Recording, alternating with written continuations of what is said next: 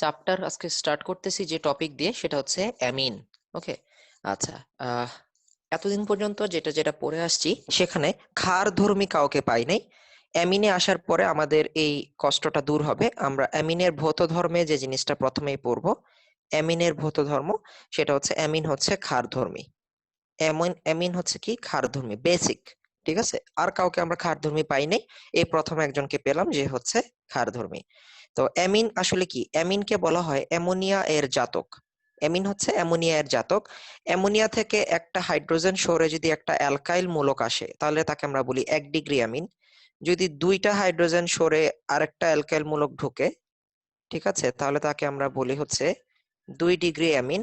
আর সর্বশেষ যদি আরো একটা অ্যালকাইল মূলক ঢুকে আর একটা হাইড্রোজেন সরে, তাকে আমরা বলি হচ্ছে 3 ডিগ্রি অ্যামিন।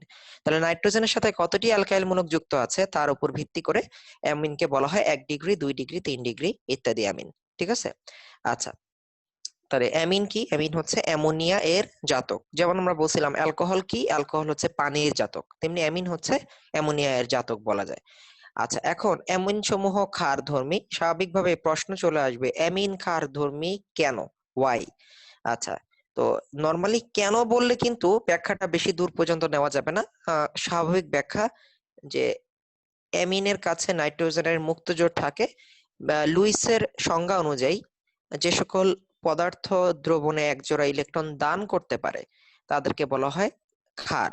লুইসের সংজ্ঞা, তুমি বলো, বিজ্ঞানী লুইসের সংজ্ঞা অনুযায়ী একজোড়া ইলেকট্রন প্রদানে, সরি, একজোড়া ইলেকট্রন প্রদানে সক্ষম পদার্থ মাত্রই হচ্ছে ক্ষার।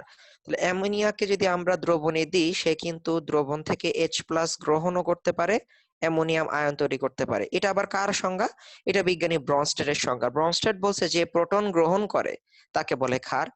লুইস বলছে যে একজোড়া ইলেকট্রন দান করে তাকে বলে ক্ষার। দুই ব্যাখ্যা হিসেবেই আমরা কি বলতে পারি, অ্যামিনকে ক্ষারধর্মী বলতে পারি। আচ্ছা, এখন যেটা আমাদের পরীক্ষায় আসে এবং যে প্রশ্নটা অবশ্যই একটা এইচএসসি ক্যান্ডিডেটকে পড়ে যেতে হবে, সেটা হচ্ছে অ্যামিনের ক্ষারধর্মিতার ক্রম। অ্যামিনের ক্ষারধর্মিতার ক্রম অর্থাৎ কোন অ্যামিনটা কেমন, এটা হচ্ছে অ্যামিনের ক্ষারধর্মিতার ক্রম। ওকে। প্রথমে আমি লিখলাম হচ্ছে এখানে অ্যামোনিয়া, এখানে আমি আনলাম হচ্ছে মিথাইল অ্যামিন। মিথাইল অ্যামিন, মিথাইলের কাজ কি ভাইয়া? সবাই এখানে জানি মিথাইল মূলক পার্শ্ববর্তী নিউক্লিয়াসের দিকে ইলেকট্রন ঘনত্ব পুশ করে, তাই না? মিথাইল মূলকের মধ্যে একটা ইফেক্ট আছে যার নাম plus I effect. Plus I মানে ধনাত্মক ইন্ডাকটিভ ইফেক্ট। অর্থাৎ মিথাইল মূলক ইলেকট্রনধারী মূলক, যে কিনা পার্শ্ববর্তী নিউক্লিয়াসকে ইলেকট্রন ঘনত্ব দান করতে পারে। তাহলে অ্যামিনের ক্ষারধর্মিতার ক্রম হবে নাইট্রোজেন পরমাণুর উপর ইলেকট্রনের প্রাপ্যতা যত বেশি হবে, ক্ষারধর্মিতা তত বাড়বে। ইলেকট্রনের প্রাপ্যতা যত বেশি হবে, ক্ষারধর্মিতা তত বাড়বে। এটা হচ্ছে কি, অ্যামিনের ক্ষারধর্মিতার ক্রম। নাইট্রোজেন পরমাণুর উপর ইলেকট্রনের প্রাপ্যতা যত বেশি হবে, অ্যামিনের ক্ষারধর্মিতা তত বেশি হবে। ঠিক আছে। আচ্ছা, তাইলে স্বাভাবিক প্রথম যে ব্যাখ্যাটা এখান থেকে আমরা আসি, সেটা হচ্ছে যে প্রীতম, তুমি একটা কোশ্চেন করছো, তোমার আনসার তুমি পাবা একটু পরেই। দেখো, এটা হচ্ছে 1 ডিগ্রি অ্যামিন, তাহলে ডেফিনেটলি 1 ডিগ্রি অ্যামিন এর ক্ষারধর্মিতা, 1 ডিগ্রি অ্যামিন, যেটা আমি যদি এমনি লিখি, 1 ডিগ্রি অ্যামিনের ক্ষারধর্মিতা নর্মাল অ্যামোনিয়া থেকে বেশি। এটা আমাদের প্রথম কনক্লুশন লাইন হইতে পারে। আচ্ছা, এখন মিথাইল অ্যামিনের থেকে ইথাইল অ্যামিনের ব্যাপারটা কেমন হবে? ইথাইল ইথাইল অ্যামিন, আচ্ছা, ইথাইল অ্যামিন কিন্তু ভাইয়া আরো বড় অ্যালকাইল মূলক। অ্যালকাইল মূলকের কিন্তু আকারটা বাড়া মানে তার ইলেকট্রন কিন্তু আরো বেশি বাড়া, দুইটা কার্বন স্বাভাবিকভাবে। তাহলে মিথাইল অ্যামিনের থেকে ইথাইল অ্যামিন বেটার। এটাও 1 ডিগ্রি অ্যামিন, ওইটাও 1 ডিগ্রি অ্যামিন। তেমনি ইথাইল অ্যামিন থেকে প্রোপাইল অ্যামিন আরেকটু বেটার, মানে 1 অ্যামিনো প্রোপেন যেটা, সেটা আরেকটু বেটার। তাহলে কার্বন সংখ্যা 1 ডিগ্রি অ্যামিনের ক্ষেত্রে কার্বন সংখ্যা বাড়বে, অ্যামিনের ক্ষারধর্মিতা বাড়বে, নো ডাউট। 1 ডিগ্রি অ্যামিনের ক্ষেত্রে কার্বন সংখ্যা বাড়বে, অ্যামিনের ক্ষারধর্মিতা বাড়বে। ঠিক আছে। ওকে, অ্যালকাইল চেইন বাড়া মানে অ্যামিনের ক্ষারধর্মিতা বাড়া, কোনো সমস্যা নাই। ওকে। এখন আহ, আমরা যদি এবার আরেকটু আসি 2 ডিগ্রি অ্যামিনের দিকে, এবার আসি 2 ডিগ্রি অ্যামিন। 2 ডিগ্রি অ্যামিন যদি আমরা একটা উদাহরণ দিই, যে CH3NHCH3, তাই বুঝতেই পারতেছো যে আমাদের যে নাইট্রোজেন, এর হচ্ছে একটা সংকর অরবিটালে থাকে মুক্ত জোড়, আরেকটা সংকর অরবিটাল, আরেকটা সংকর অরবিটাল, আরেকটা সংকর অরবিটাল। আমরা যদি একে বলি যে sp3 সংকর অরবিটালের কথা বলি, এখানে CH3 আছে, এখানে CH3 আছে, আর এখানে হাইড্রোজেন আছে। এটা CH3, এটা CH3।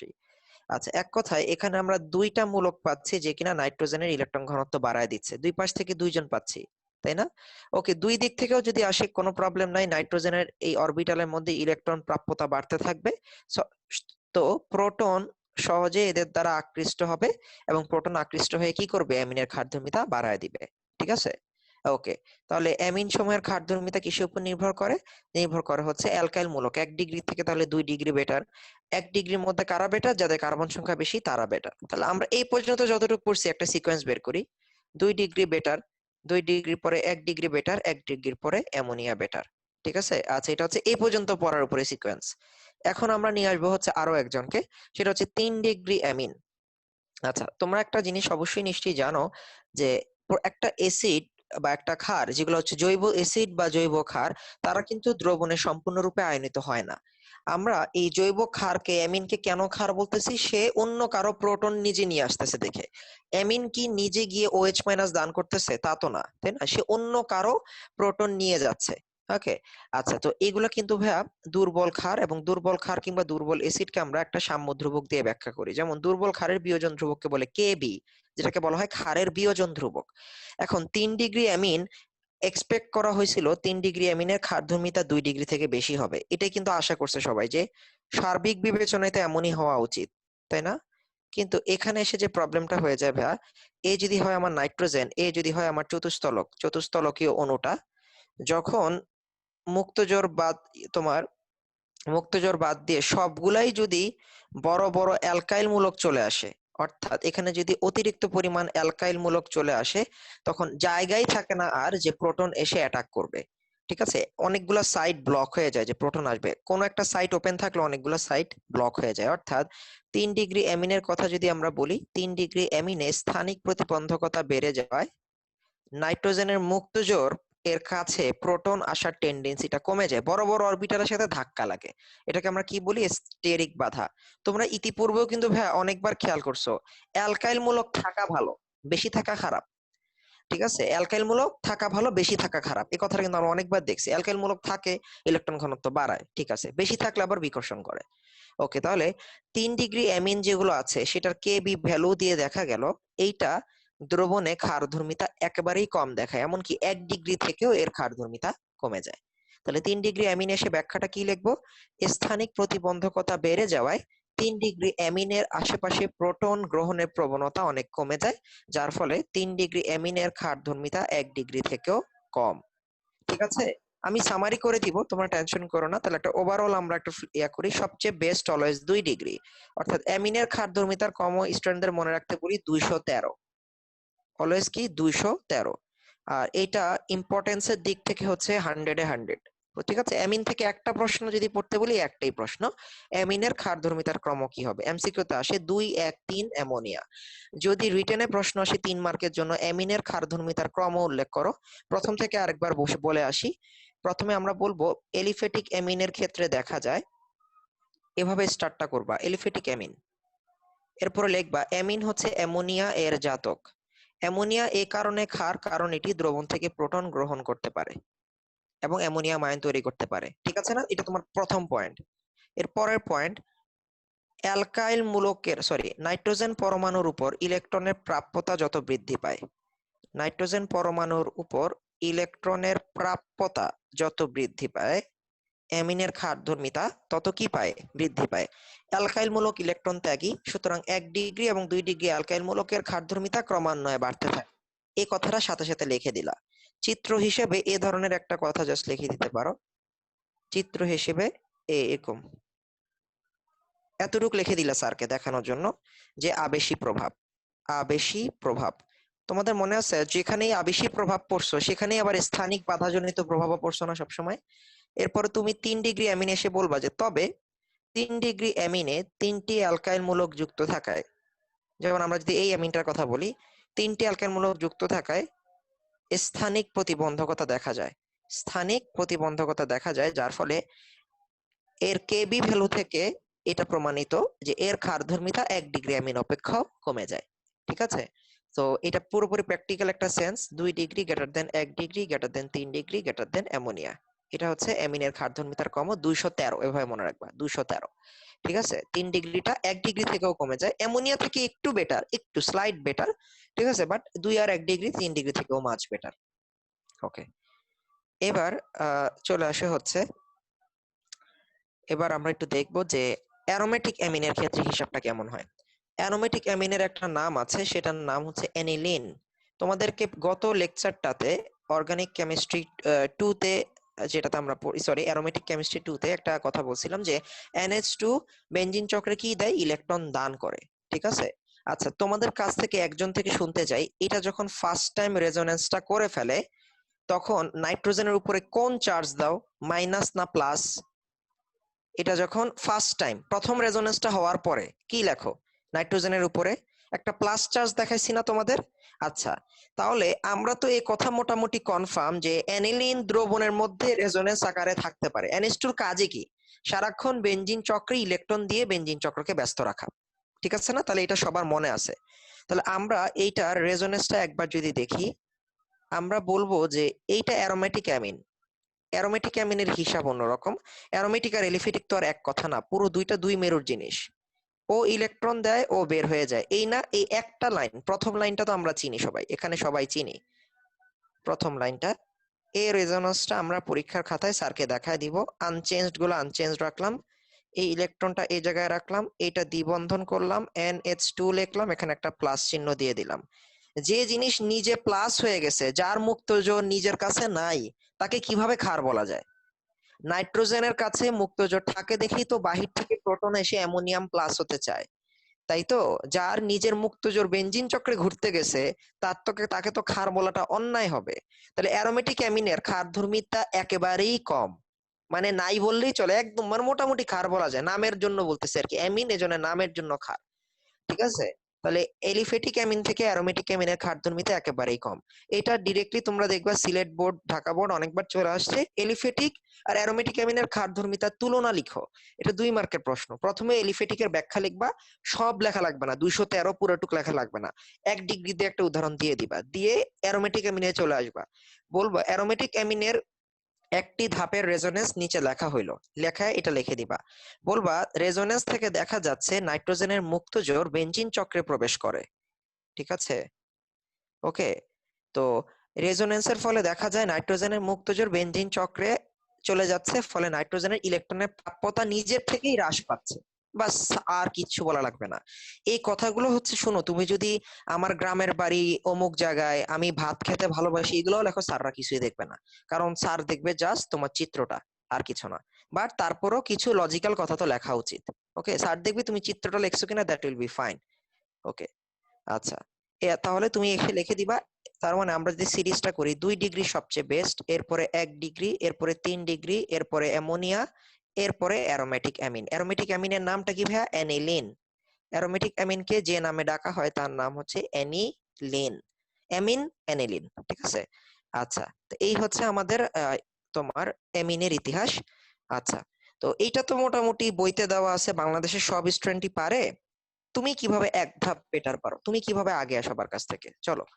আচ্ছা, আমরা একটু অ্যারোমেটিকের মধ্যে একটু খেলাধুলা করি কিছুক্ষণ, সেটা হচ্ছে,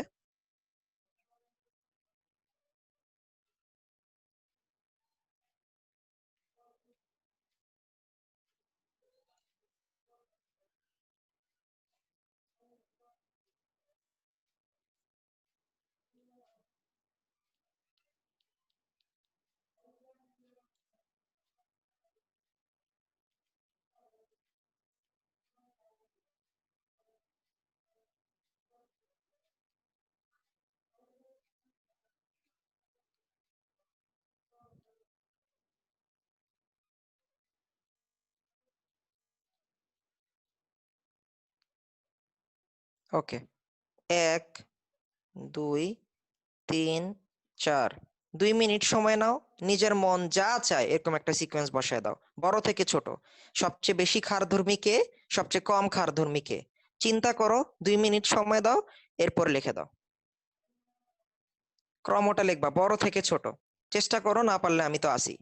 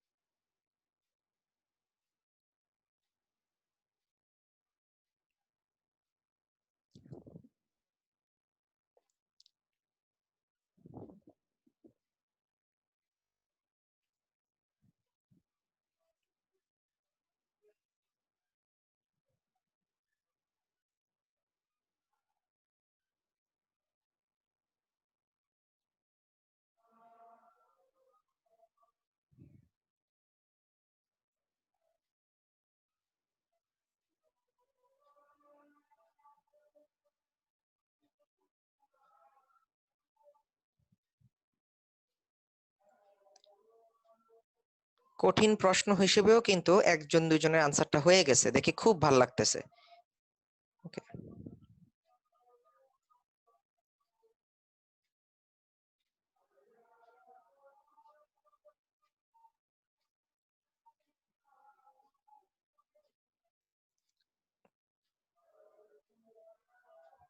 ওকে। তো তোমাদের 2 মিনিটের মতো মোটামুটি তোমরা সময় পাইছো। আমি এখন পর্যন্ত দুইজনের আনসার কারেক্ট পাইছি।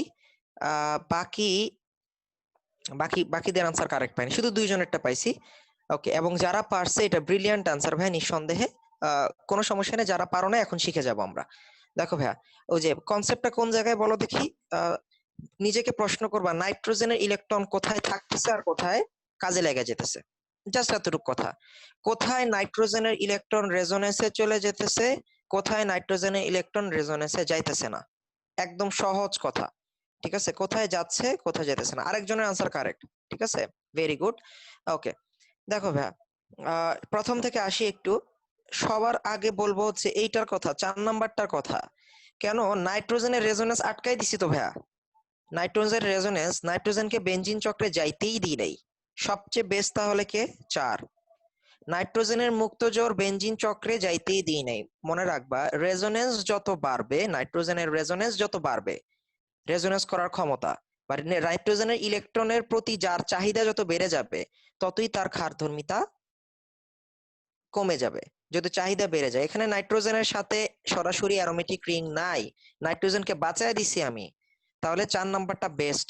একটু কোনা দিয়ে লিখি, 4 হচ্ছে সবচেয়ে বেস্ট। আচ্ছা, এবারে আসো। 2 আছে, 3 আছে, 4 আছে। 2 হচ্ছে ফাঁকা অ্যানিলিন। 1 হচ্ছে aniline with electron donating group. Aniline with electron donating group. ঠিক আছে, এমন কেউ যে বেনজিন চক্রে ইলেকট্রন দিতে চায় বা পারে। 3 নাম্বারটা হচ্ছে aniline with electron withdrawing group, যে নিয়ে যায় বেনজিন চক্র থেকে ইলেকট্রন, এতিম করে দেয় বেনজিনকে। আচ্ছা, তাহলে একের দিকে তাকাই। ও যদি বেনজিন চক্রে ইলেকট্রন দেয়, বেনজিন চক্র তো একজন তো আছে অ্যাটলিস্ট ইলেকট্রনটা দেওয়ার মতো, তাহলে NH2-র উপরে প্রেসারটা তুলনামূলক কম। তাহলে 1 নাম্বারকে আমরা দিব হচ্ছে সেকেন্ড পজিশনে। এরপরে 2 নাম্বারের দিকে আসি। 2 নাম্বার তো নরমাল অ্যারেনিন, যেটা দিয়ে অভ্যস্ত, দিতে হয়। হ্যাঁ, স্বাভাবিকটা সেই স্বাভাবিকটাই, 4 1 2। লাস্টে দেখো, NO2 নিজের দিকে ইলেকট্রন নিয়ে যায়, বেনজিন চক্রে ইলেকট্রনের ঘাটতি হয়, বেনজিন চক্র সারাক্ষণই NH2 কে ডিস্টার্ব করতে থাকে যে তোমার ইলেকট্রন তো আর আমার, তোমার কাছে থাকবেই না, এটা আমার, এখন আমার দখলে। 4 1 2 3। 4 1 2 3। সহজভাবে বুঝি আবারও, নাইট্রোজেনের ইলেকট্রন নাইট্রোজেনের কাছে থাকতে হবে, এক কথায় শেষ। নাইট্রোজেনের ইলেকট্রন নাইট্রোজেনের কাছে থাকার সুযোগ কোথায় বেশি, কমন সেন্স খাটাবো। আচ্ছা, এবার একটু তোমাদের সহজ করে দিই। অ্যারোমেটিক অ্যামিনে সক্রিয়তা বৃদ্ধিকারী মূলকের সংখ্যা যত বাড়ে, অ্যামিনের ক্ষারধর্মিতা তত বাড়ে। অ্যারোমেটিক অ্যামিনে সক্রিয়তা হ্রাসকারী মূলকের সংখ্যা যত বাড়ে, অ্যামিনের ক্ষারধর্মিতা তত কমে। ঠিক আছে। আচ্ছা, তো তোমাদের 2 3 জনের আনসার কারেক্ট আসছে। মাহাদি প্রথমবার কারেক্ট লেখে দ্বিতীয়বার ভুল লেখছো, খুবই আফসোসের ব্যাপার। ঠিক আছে, ওকে। ওকে, তাহলে আমি তোমাদের চিন্তা করো না, এখনই ক্লোজ করতেছি না, আরো দেখাচ্ছি, আরো একটা উদাহরণ দেখাই। কারণ ভাইয়া এই জিনিস তুমি পারবা, তুমি ভর্তি পরীক্ষা আগায় গেলে। কোথায় আসতে পারে এই ধরনের কোশ্চেন? এনিওয়ান গেস এই ধরনের কোশ্চেন কোথায় আসছে বা আসতে পারে? কোন ভার্সিটির মাথায় এগুলো আসবে বুদ্ধি? ঠিক আছে, থ্যাংক ইউ সো মাচ, সাস্ট। ঠিক আছে, ওকে, চলবে। এতটুকু মাথায় রাখলেই হবে, দেখবা ভিতর থেকে একটা অনেক বড় শক্তি চলে আসবে, যে সাস্টে আসবে, পড়তে হবে। ঠিক আছে, আচ্ছা, ওকে। দেখো ভাইয়া, আহ এইভাবে দিছে সাস্টের কোশ্চেনে, C6H5NH2। C6H5 মানে কি ভাইয়া? এই জিনিসটা না, অ্যারোমেটিক রিংটারে C6H5 বলে না, এরকম হাত বের হওয়া। আচ্ছা, ওকে, C6H5 এই অংশটাকে বলে কি, একটা benzene ring. C6H5 whole 2NH, C6H5 whole 3N, আর NH3। ওকে, 1 2 3 4। ক্রমটা বলবা কেউ? কি মনে হয় ক্রম কোনটা হবে? বড় থেকে ছোট বলতে হবে, সবচেয়ে বেস্ট কে, সবচেয়ে ওর্স্ট কে। তোমরা লেখো, এরপর আমি বলতেছি আনসার। সবচেয়ে বেস্ট কে, সবচেয়ে ওর্স্ট কে?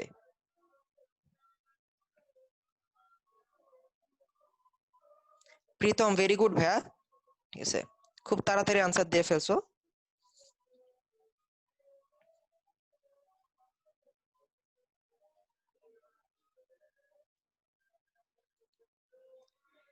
নাইট্রোজেনের ইলেকট্রন নাইট্রোজেনের কাছে থাকতে হবে, এটাই হচ্ছে কথা।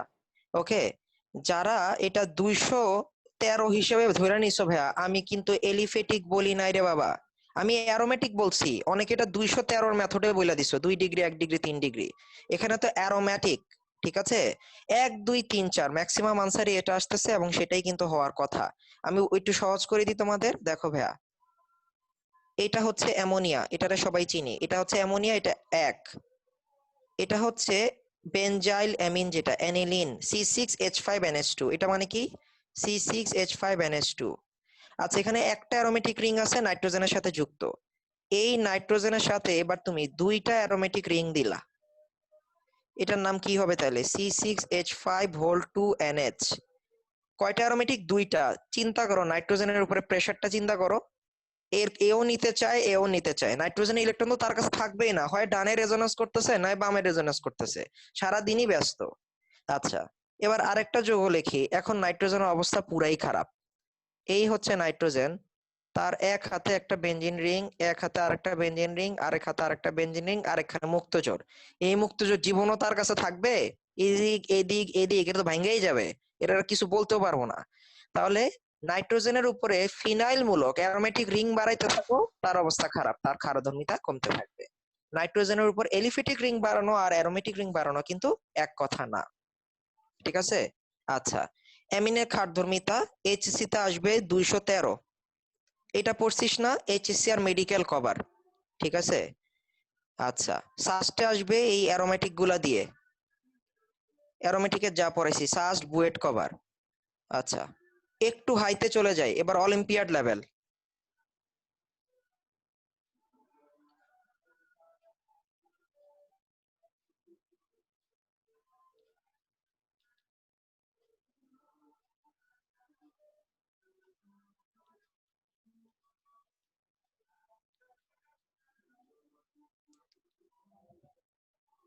1 2 3।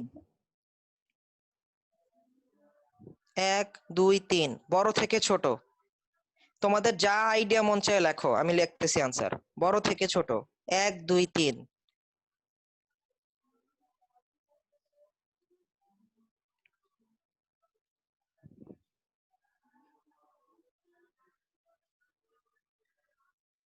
বড় থেকে ছোট, হ্যাঁ, সবচেয়ে বেস্ট কে, সবচেয়ে ওর্স্ট কে?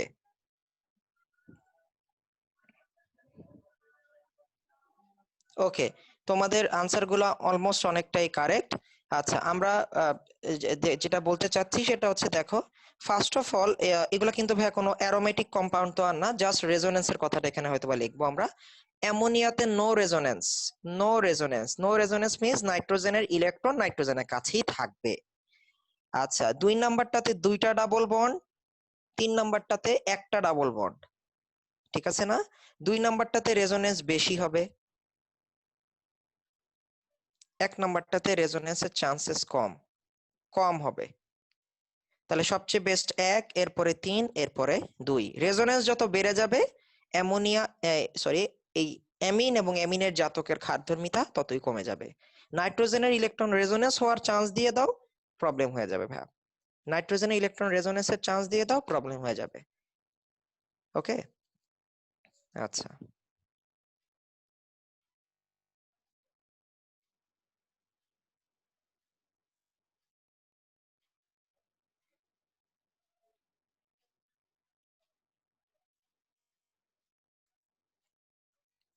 এটার নাম কি? পিরিডিন। এটার নাম কি? পাইরল। একটা পিরিডিন আর একটা পাইরল। ঠিক আছে? আচ্ছা, মানে কে বেশি, পিরিডিন না পাইরল? ক্ষারধর্মিতা কার বেশি হবে, অর্থাৎ কে বি ভ্যালু কার বেশি হবে? জাস্ট বলো, পিরিডিন না পাইরল, কি মনে হইতেছে?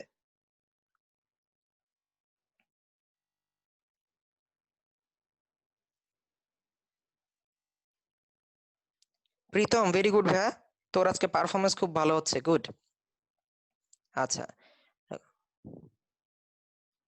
ওকে, আচ্ছা, এখানে এসে একটু প্যাচ লাগাই দিছি, তাই না ভাইয়া? তোমরা এখানেও কি দেখছো? রেজোনেন্স দেখছো, তাই না? আচ্ছা, তোমরা যে বোকার মতো একটা কাজ করলা, তোমাদের কি মনে পড়ে একটা কথা? নাইট্রোজেনের মুক্তজোড় তো রেজোনেন্সে লাগেই না পিরিডিনে, ওর মুক্তজোড় তো চক্রের বাইরে থাকে। আর পাইরলের যে মুক্তজোড়টা ওটা তো রেজোনেন্সে লাগে, ঠিক আছে? কি ধরাটা খেলে, তাই না? পাইরলের মুক্তজোড়টা এখানে অ্যারোমেটিসিটি রক্ষার জন্য ব্যবহৃত হয়। পিরিডিনের মুক্তজোড়টা অ্যারোমেটিসিটিতে কোনো কাজ নাই, ও তো ফাও, এমনি ঘুরতেছে। কে ভালো বেস? পিরিডিন ভালো বেস, ঠিক আছে? আচ্ছা, এখন আমারে বলো, কনফিডেন্স আসছে তো? আর কখনো আটকাবা? আচ্ছা, আমি তো আগেই বলছি, হয় তুমি অনেক মেধাবী, নয় তুমি আগে থেকেই পড়ে গেছো। তোমার নোট খাতা এগুলো থাকবে না, থাকবে তো বাস। একটা প্রফেসর এর বাইরে থেকে আর দিবে না, চিন্তা করো না, ঠিক আছে? তার আর আসবে না, তার আশপাশ থেকেই দিবে। ওকে। আচ্ছা, একজন বলছে ভাই এটা বুঝি নাই। আমি কি বলছি? পিরিডিনের যে মুক্তজোড়টা এটা থাকে কই? চক্রের বাইরে। পাইরলের মুক্তজোড়টা থাকে কই? চক্রের ভেতরে। যেটা চক্রের ভেতরে থাকে ওইটাই তো রেজোনেন্সে থাকবে, এই মুক্তজোড় তো রেজোনেন্স করে না। পিরিডিনে নো রেজোনেন্স, ঠিক আছে? সো পিরিডিন একটা বেটার ক্ষার, রেজোনেন্স নাইট্রোজেনের ইলেকট্রন হচ্ছে না, তার মানে সে একটা বেটার ক্ষার, ঠিক আছে? ওকে। তাহলে না, পিরিডিনেরটা থাকবে বাহিরে, পাইরোলেরটা থাকে ভিতরে, এই জন্য পিরিডিন ভালো ক্ষার, পাইরল খারাপ ক্ষার। কারণ এইটা হঠাৎ করে দেখালে স্টুডেন্টরা ভাবে আরে তিনটা রেজন, এখানে তো বেশি পাই বন্ধন, রেজোনেন্স মনে হয় বেশি হবে না। এখানে তো পাই বন্ধন দিয়েই রেজোনেন্স এনাফ। নাইট্রোজেনের মুক্তজোড় ইজ নট ইম্পর্টেন্ট, মানে লাগতেছেই না এখানে। ওকে, ঠিক আছে। তাহলে অ্যামিনের ক্ষারধর্মিতা বুঝতে পারছি না আমরা? একটা quick summary. Normal aliphatic amine হচ্ছে 213 আর অ্যামোনিয়া। আচ্ছা, অ্যারোমেটিক অ্যামিনের জন্য হচ্ছে ফিনাইল রিং যত বাড়বে, ফিনাইল রিং যত বাড়বে ক্ষারধর্মিতা কমবে, ক্ষারধর্মিতা কমবে। আচ্ছা, লাস্ট আরেকটা সামারি দেখো, সেটা হচ্ছে অ্যারোমেটিক অ্যামিনে সক্রিয়তা বৃদ্ধিকারী গ্রুপ যদি বাড়ে থাকে বেশি, সক্রিয়তা বৃদ্ধিকারী গ্রুপ ক্ষারধর্মিতা বাড়ায়, সক্রিয়তা হ্রাসকারী গ্রুপ ক্ষারধর্মিতা কমায়। ঠিক আছে? এই তিনটা কথাই যা বললাম এতক্ষণ অনেক এক্সাম্পল দিয়ে, এটা তুমি শিখে চলে যাও। 213 আর অ্যামোনিয়া, ফিনাইল রিং বাড়বে ক্ষার কমবে, সক্রিয়তা বৃদ্ধিকারী গ্রুপ বাড়বে ক্ষারধর্মিতা বাড়বে, সক্রিয়তা হ্রাসকারী গ্রুপ বাড়বে ক্ষারধর্মিতা কমে যাবে। এক কথায়, নাইট্রোজেনের উপর ইলেকট্রনের প্রাপ্যতা বাড়া মানে ক্ষারধর্মিতা বাড়া, নাইট্রোজেনের ইলেকট্রন রেজোনেন্সের দিকে বেশি ধাবিত হওয়া মানে ক্ষারধর্মিতা কমা। বাস এতটুকু, এটা হচ্ছে দুইটা মূল কনসেপ্ট। আর এই কনসেপ্ট দুইটার অ্যাপ্লিকেশন গুলাই দেখলাম বিভিন্ন উদাহরণের মাধ্যমে, ঠিক আছে?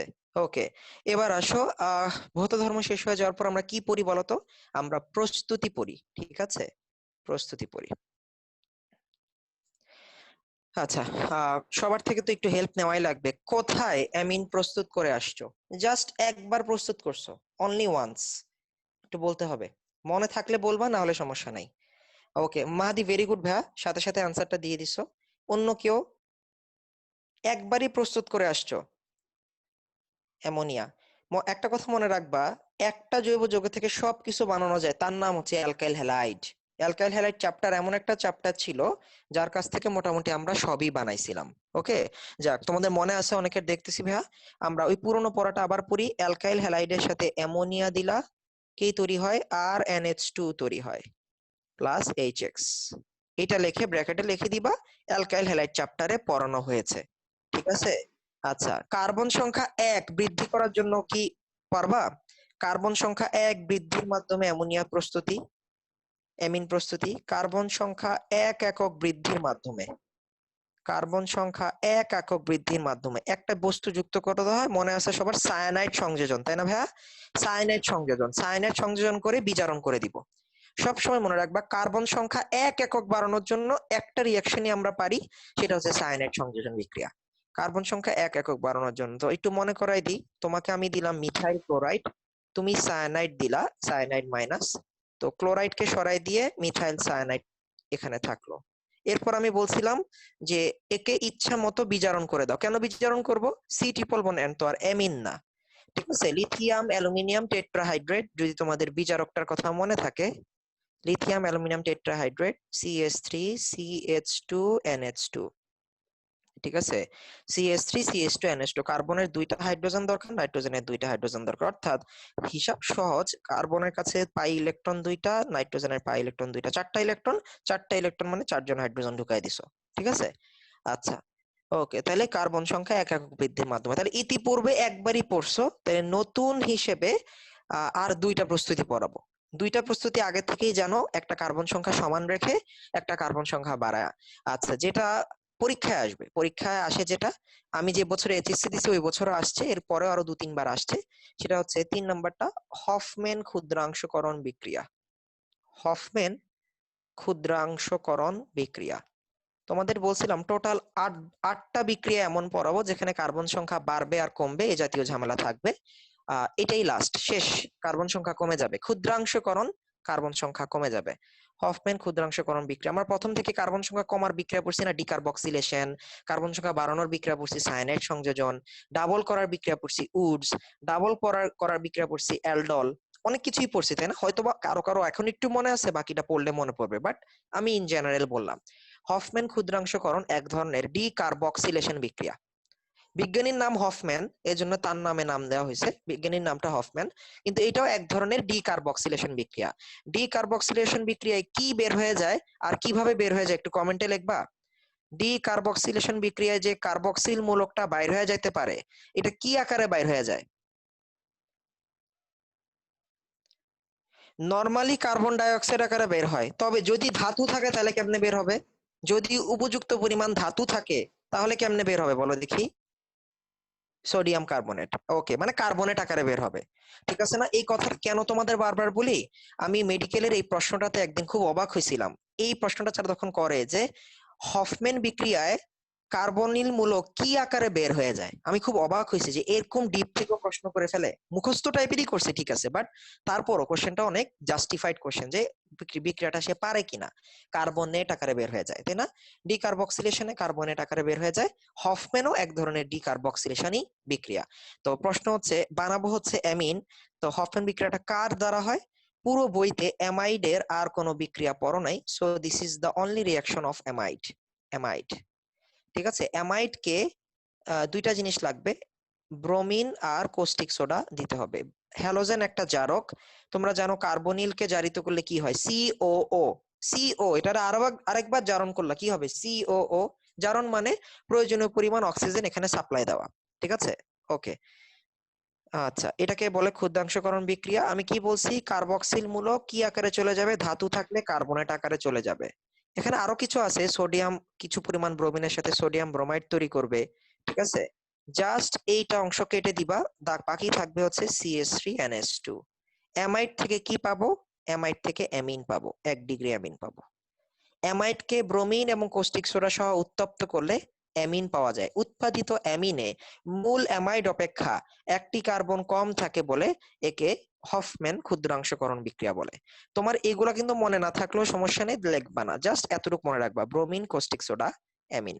ঠিক আছে? একটু পরিচিত মনে হচ্ছে? ব্রোমিন আর কস্টিক সোডার সাথে বিক্রিয়া আরেকটা জায়গায় দেখছো, halogen plus soda plus 60 degree, কোথায় দেখছো? কার মনে আছে একটু বলবা? CH3CO আছে এরকম একটা বিক্রিয়া যেখানে হ্যালোজেন আর কস্টিক সোডা দেখছো, 2-3 ক্লাস আগে দেখছিলাম, মনে আছে নাকি কারো? আমি মনে করাই দিই, হ্যালোফর্ম বিক্রিয়া, মনে আছে না? হ্যালোফর্ম বিক্রিয়া, হ্যালোজেন আর কস্টিক সোডা, এটা হচ্ছে হ্যালোফর্ম বিক্রিয়া, অনেকটা হ্যালোফর্ম বিক্রিয়ার মতোই দেখতে। জাস্ট হ্যালোফর্ম বিক্রিয়া হয় অ্যালডিহাইড কিটোন আর অ্যালকোহলের, আর হফম্যান বিক্রিয়া হয় অ্যামাইডের। অ্যামাইডকে ব্রোমিন এবং কস্টিক সোডা সহ বিক্রিয়া করলে একটি কার্বন কম বিশিষ্ট অ্যামিন তৈরি হয়, একে কি বলা হয়? হফম্যান ক্ষুদ্রাংশকরণ বিক্রিয়া বলা হয়। পুরো বইতে আমরা টোটাল 11টা বিক্রিয়া পড়ছি এখন পর্যন্ত, নাম সহ। 11টা বিক্রিয়াই নাম এমসিকিউর জন্য, 2টা এমসিকিউ আসবে নাম বিক্রিয়া থেকে, 2টা এমসিকিউ, উডস অথবা ক্যানিজারো অথবা ক্লিমেনসেন অথবা হফম্যান, ঠিক আছে, অথবা উডস ফিডিক, যেগুলো হচ্ছে নাম বিক্রিয়া, কোনো বিজ্ঞানীর নামে নাম, এরকম বিক্রিয়া থেকে আমরা একটা বা দুইটা প্রশ্ন অবশ্যই সবসময় পেয়ে থাকি। ঠিক আছে, তাহলে একটু ভর্তি পরীক্ষার প্রশ্ন সলভ করে ফেলি এখানে। একটা প্রশ্ন হচ্ছে, প্রোপানেমাইডকে, বাংলায় লেখছে প্রোপানেমাইডকে উত্তপ্ত করা হলো ব্রোমিন এবং কস্টিক সোডার উপস্থিতিতে। প্রোপানেমাইড তাহলে কি তৈরি হবে? কোন অ্যামিন তৈরি হবে? জাস্ট আমরা ওই এতটুকু অংশটা কেটে দিব, আমাদের অ্যামিনো ইথেন বা ইথাইল অ্যামিন তৈরি হবে।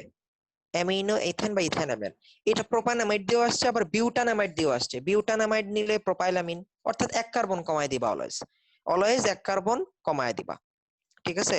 ওকে, এটা হচ্ছে হফম্যান ক্ষুদ্রাংশকরণ বিক্রিয়া। তাহলে আমরা অ্যামিন সফলতার সাথে প্রস্তুত করলাম হচ্ছে অ্যামিন তিন ভাবে করছি, আরেকটা ভাগ বাকি আছে, সেটা হচ্ছে নাইট্রো অ্যালকেন। মনে করো মিথেনের একটা জাতক আছে নাইট্রোমিথেন। নাইট্রোমিথেনকে যদি বিজারণ করে দিতে পারো তাহলে কি তৈরি হবে? অক্সিজেন যদি বিজারিত হয় তাহলে NH2 তৈরি হবে না? তাহলে মিথাইল অ্যামিন তৈরি হবে। তাহলে নাইট্রোমিথেনের বিজারণ বিক্রিয়া, ঠিক আছে, নাইট্রোমিথেন বা নাইট্রো অ্যালকেনের বিজারণ বিক্রিয়া থেকেও তুমি অ্যামিন প্রস্তুত করতে পারবা। এটা একটু লেস ইম্পর্টেন্ট, বাট তুমি পারবা। ঠিক আছে, আচ্ছা, ওকে। এবার চলে যাব হচ্ছে অ্যামিনের বিক্রিয়াতে। ওকে, অ্যামিন থেকে বিক্রিয়া। ওকে, আচ্ছা, না একজন বলছে ভাই নাইট্রাইলের বিজারণ, হ্যাঁ সেটা তো আমরা বললাম, সায়ানো বা নাইট্রাইল মূলকের বিজারণ করলে অ্যামিন প্রস্তুত করতে পারবা, প্রথমেই তো দেখলাম সেটা। আচ্ছা, দেখো ভাইয়া, অ্যামিনের বিক্রিয়াগুলো একটু র্যান্ডম রিয়াকশন। অ্যামিনে এসে আমরা ওরকম আলাদা কোনো আহ, আমি যদি বলি ইলেকট্রোফিলিক নিউক্লিওফিলিক এতগুলো কথা আলাদা করে আমরা বলবো না, আমরা সরাসরি বিক্রিয়াতে চলে যাবো অ্যামিনের। ঠিক আছে, সরাসরি বিক্রিয়া দেখবো অ্যামিনের, একটু র্যান্ডম।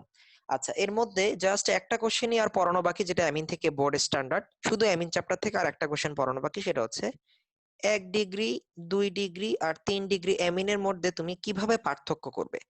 ঠিক আছে, এটাই বারবার বোর্ডে আসে, 1 ডিগ্রি, 2 ডিগ্রি এবং 3 ডিগ্রি অ্যামিনের মধ্যে তুমি কিভাবে পার্থক্য করবে।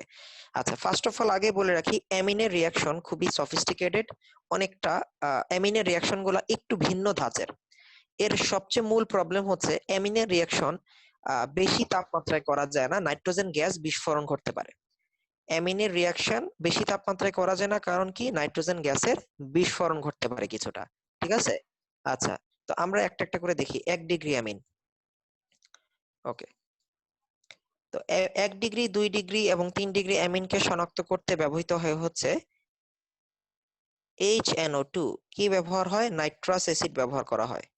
এটা কি কি নাইট্রাস অ্যাসিড। সর্বপ্রথম আনসারটা আসবে 1 ডিগ্রি, 2 ডিগ্রি, 3 ডিগ্রি অ্যামিন পার্থক্যকরণে কি ব্যবহৃত হয়? Nitrous acid.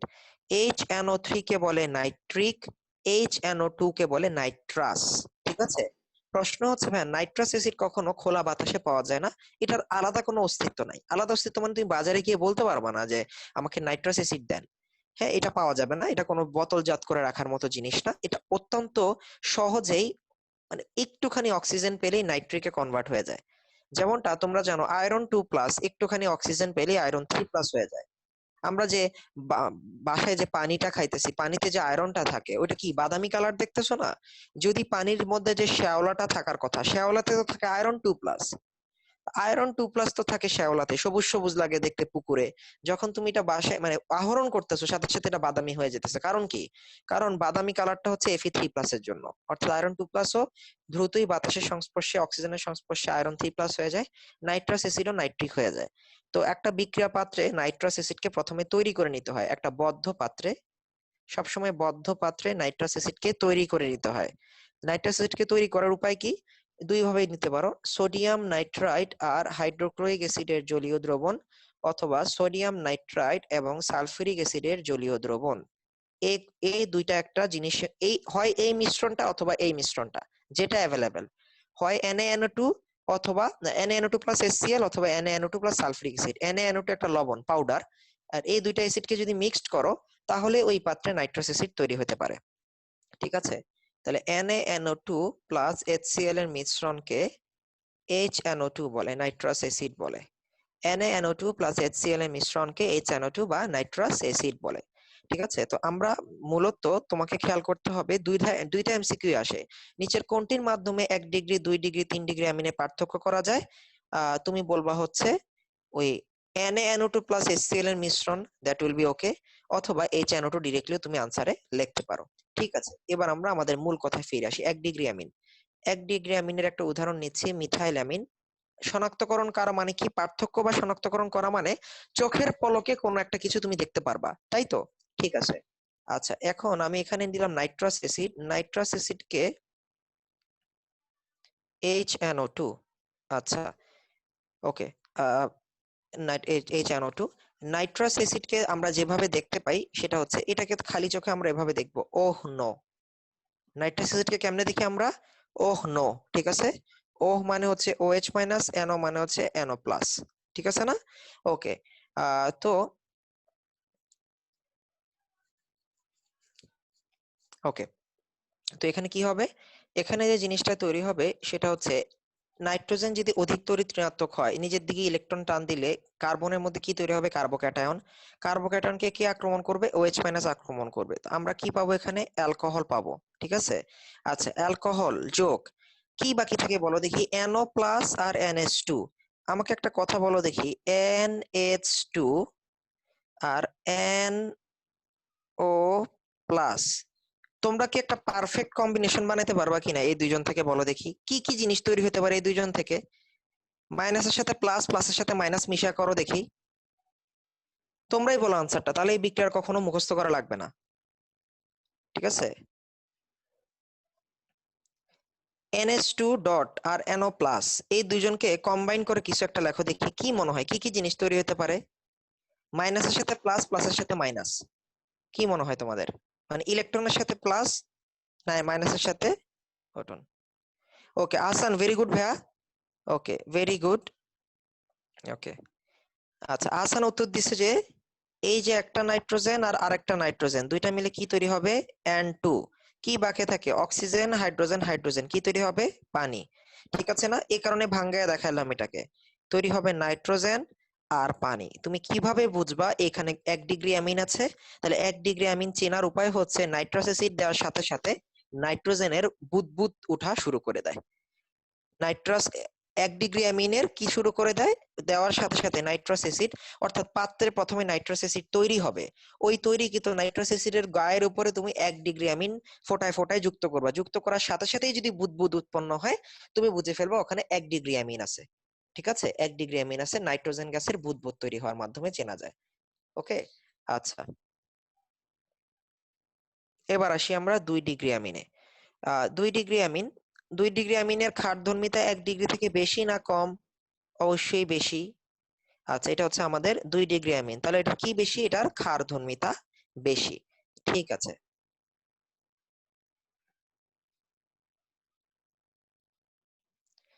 কি যুক্ত করছি, ও নো যুক্ত করছি এখানে, তাই না?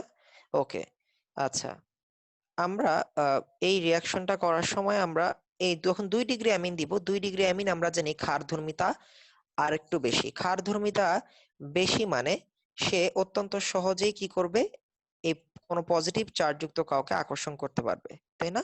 আচ্ছা, আর এখানে যে হাইড্রোজেন সেটাকে সে যদি ত্যাগ করে তাহলে কি তৈরি হবে, এই হাইড্রোজেনটা তার কাছ থেকে ছুটে চলে যাবে, কারণ সে নতুন পজিটিভলি নাইট্রোসোর সাথে যুক্ত হবে।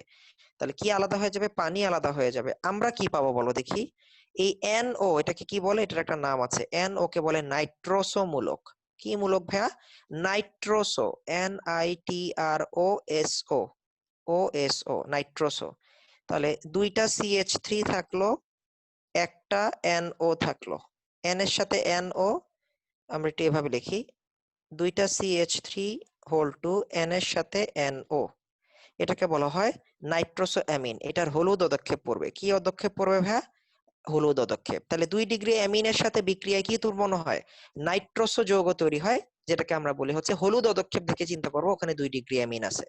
একটা কথা ভাইয়া মনে রাখবা, এটা মুখস্থ থাকতে চাবে না তাও বলে দিচ্ছি, CO এটাকে কি বলে, কার্বন মনোক্সাইড বলে। এটাকে কি বলে, কার্বন মনোক্সাইড। কোথায় বলে, অজৈব যৌগে বলে। এই জিনিসটাকে তুমি যখন জৈব যৌগে দেখো এটাকে কি বলে, কার্বনিল বলে।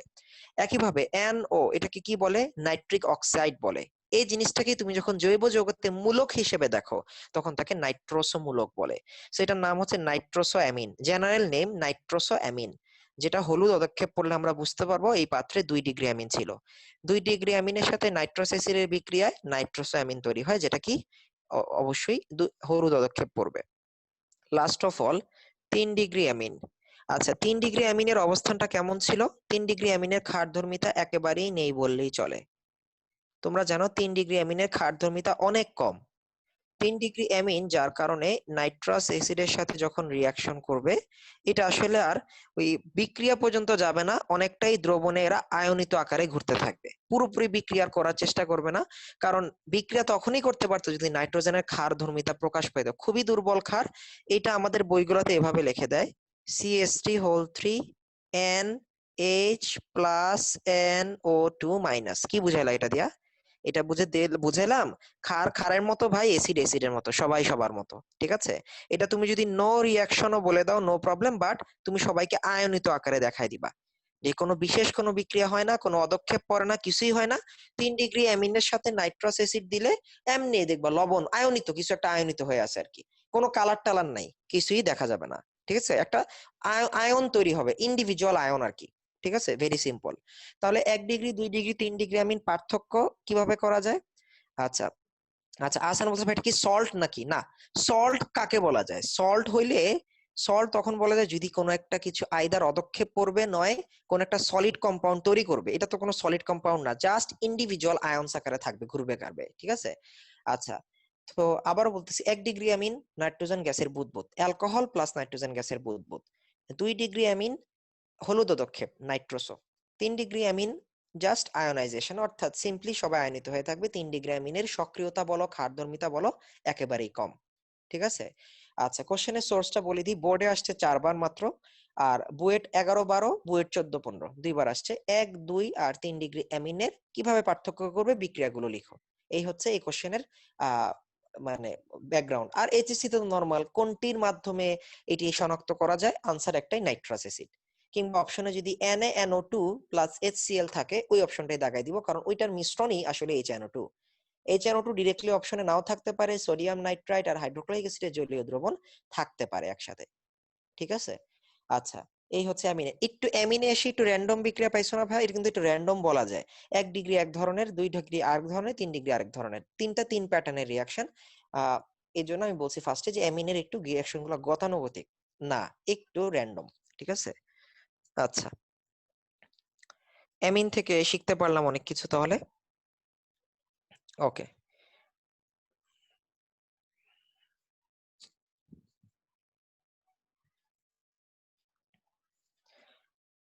এখন আমরা যাব হচ্ছে অ্যারোমেটিক অ্যামিনে, অ্যানিলিন। এখন পড়বো হচ্ছে অ্যারোমেটিক অ্যামিন বা অ্যানিলিন। ওকে, অ্যামিন থেকে আমি ততটুকুই বেছে বেছে পড়াইছি যেগুলো আমাদের পরীক্ষা আসে কিংবা আসার আহ তোমার হচ্ছে সম্ভাবনা আছে।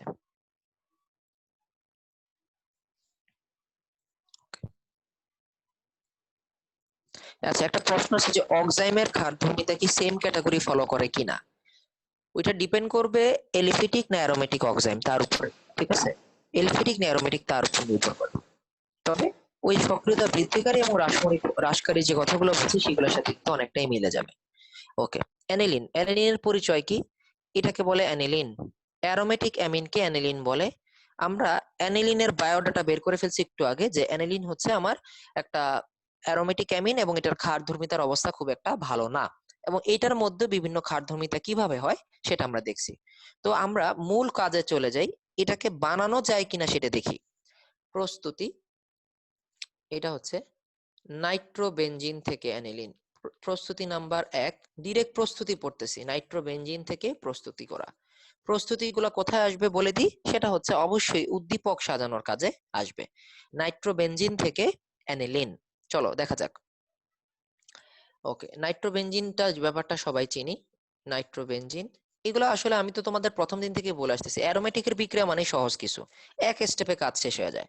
আচ্ছা, আমার এখানে কি পাইতে হবে? অক্সিজেনকে সরাইতে হবে, হাইড্রোজেনকে ঢুকাইতে হবে। আচ্ছা, অক্সিজেন সরানো হাইড্রোজেন ঢুকানো কি বিক্রিয়া? বিজারণ বিক্রিয়া। কি বিক্রিয়া? বিজারণ বিক্রিয়া। একটা বিজারক ব্যবহার করো, অত তীব্র বিজারক লাগবে না, যে কোনো ধাতু প্লাস HCl এর মিশ্রণ দিয়ে দাও, বাস। তোমাদের বইতে স্পেসিফিক উদাহরণ কি কি দিছে বলি, জিঙ্ক প্লাস HCl দিছে, টিন প্লাস HCl দিছে, ঠিক আছে? তুমি এভাবে লিখে দিবা, 2/3 ব্র্যাকেট হাইড্রোজেন। 2/3 ব্র্যাকেট হাইড্রোজেন মানে কি? দুইটা বিজারক হাইড্রোজেন এখানে ঢুকে জায়গা দখল করতেছে অক্সিজেনকে আলাদা করে, ঠিক আছে? তাহলে নাইট্রোবেনজিন থেকে অ্যানিলিন খুব সিম্পল জিনিস। তোমার কি মনে হয় এইটা আসবে পরীক্ষায়? না, পরীক্ষায় কি আসবে? প্রস্তুত করো বেনজিন থেকে অ্যানিলিন। আচ্ছা, বেনজিন থেকে অ্যানিলিনে যেতে একটা জিনিস আগে বানায় নিতে হবে, বলো তো কোন বিক্রিয়া দিতে হবে বেনজিনের? প্রথমে বেনজিনের কোন বিক্রিয়া দিতে হবে বলো দেখি? বেনজিন থেকে অ্যানিলিনে যাওয়ার জন্য নাইট্রেশন বিক্রিয়া। কি বিক্রিয়া? নাইট্রেশন, কারণ বেনজিনকে নাইট্রেশন করলে পাবো নাইট্রোবেনজিন, নাইট্রোবেনজিনকে বিজারণ করলে পাবো অ্যানিলিন। তাহলে যার ল্যাবরেটরিতে বেনজিন আছে তার ল্যাবরেটরিতে অ্যানিলিনও থাকবে, ঠিক আছে না? কেউ তো আর আলাদা আলাদা কিনে আনে না, কারণ এগুলো ভাই অনেক প্রাইস। তুমি ভবিষ্যৎ তুমি তুমি একটা মাইক্রোবায়োলজিস্ট বা তুমি একটা বায়োকেমিস্ট, তুমি তোমার ল্যাবরেটরির জন্য বা তোমার মেডিকেলের জন্য ল্যাবরেটরি ইকুইপমেন্টের জন্য তুমি অর্ডার দিতেছো।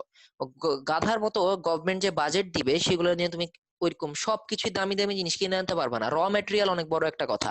যে তোমার কাছে তো কেমিস্ট আছে, চাকরি করতেছে না তোমার ল্যাবরেটরিতে, তোমার প্রতিষ্ঠানে, তুমি কেমিস্টকে নিয়ে এগুলো বানায় নিবা, সে বানায় নিবে এগুলো। বেনজিন থেকে নাইট্রেশন করা তো কোনো আহামরি কিছু না। সালফিউরিক অ্যাসিডও ল্যাবে থাকে, নাইট্রিক অ্যাসিড, এইসব অ্যাসিড সকল ল্যাবেই থাকে। এরপরে বিজারণ করার জন্য ধাতু আর অ্যাসিডের যে মিশ্রণ, ধাতুর পাউডার আর অ্যাসিডের মিশ্রণ, এটাও 10 মিনিটের কাজ, ঠিক আছে, বানানো। তাহলে বেনজিন থেকে অ্যানিলিন বানানো যেতে পারে। ওকে, এটা গেল একটা প্রস্তুতি। আচ্ছা, এরপরে আমরা অ্যানিলিনের মধ্যে অ্যানিলিনের কিছু বিক্রিয়া এখন পড়বো। তো অ্যানিলিনের সবচেয়ে যে বিক্রিয়াটা আসলে পরীক্ষায় আসার মতো সেটা দিয়ে শুরু করব। এটা হচ্ছে আচ্ছা, আমি একটু র্যান্ডম প্রথমে বলে নিই। একটা অ্যানিলিন, সে তো একটা অ্যারোমেটিক যৌগ, এটা নিয়ে তো কোনো সন্দেহ নাই।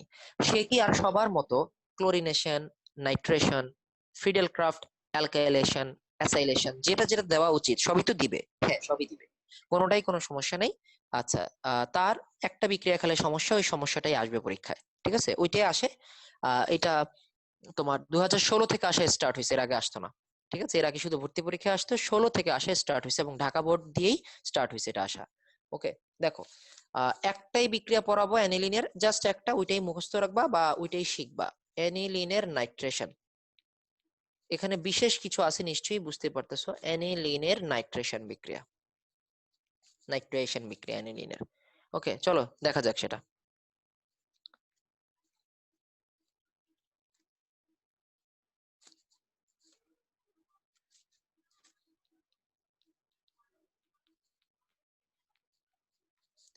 নাইট্রিক অ্যাসিড আর কি দিলাম, সালফিউরিক অ্যাসিড।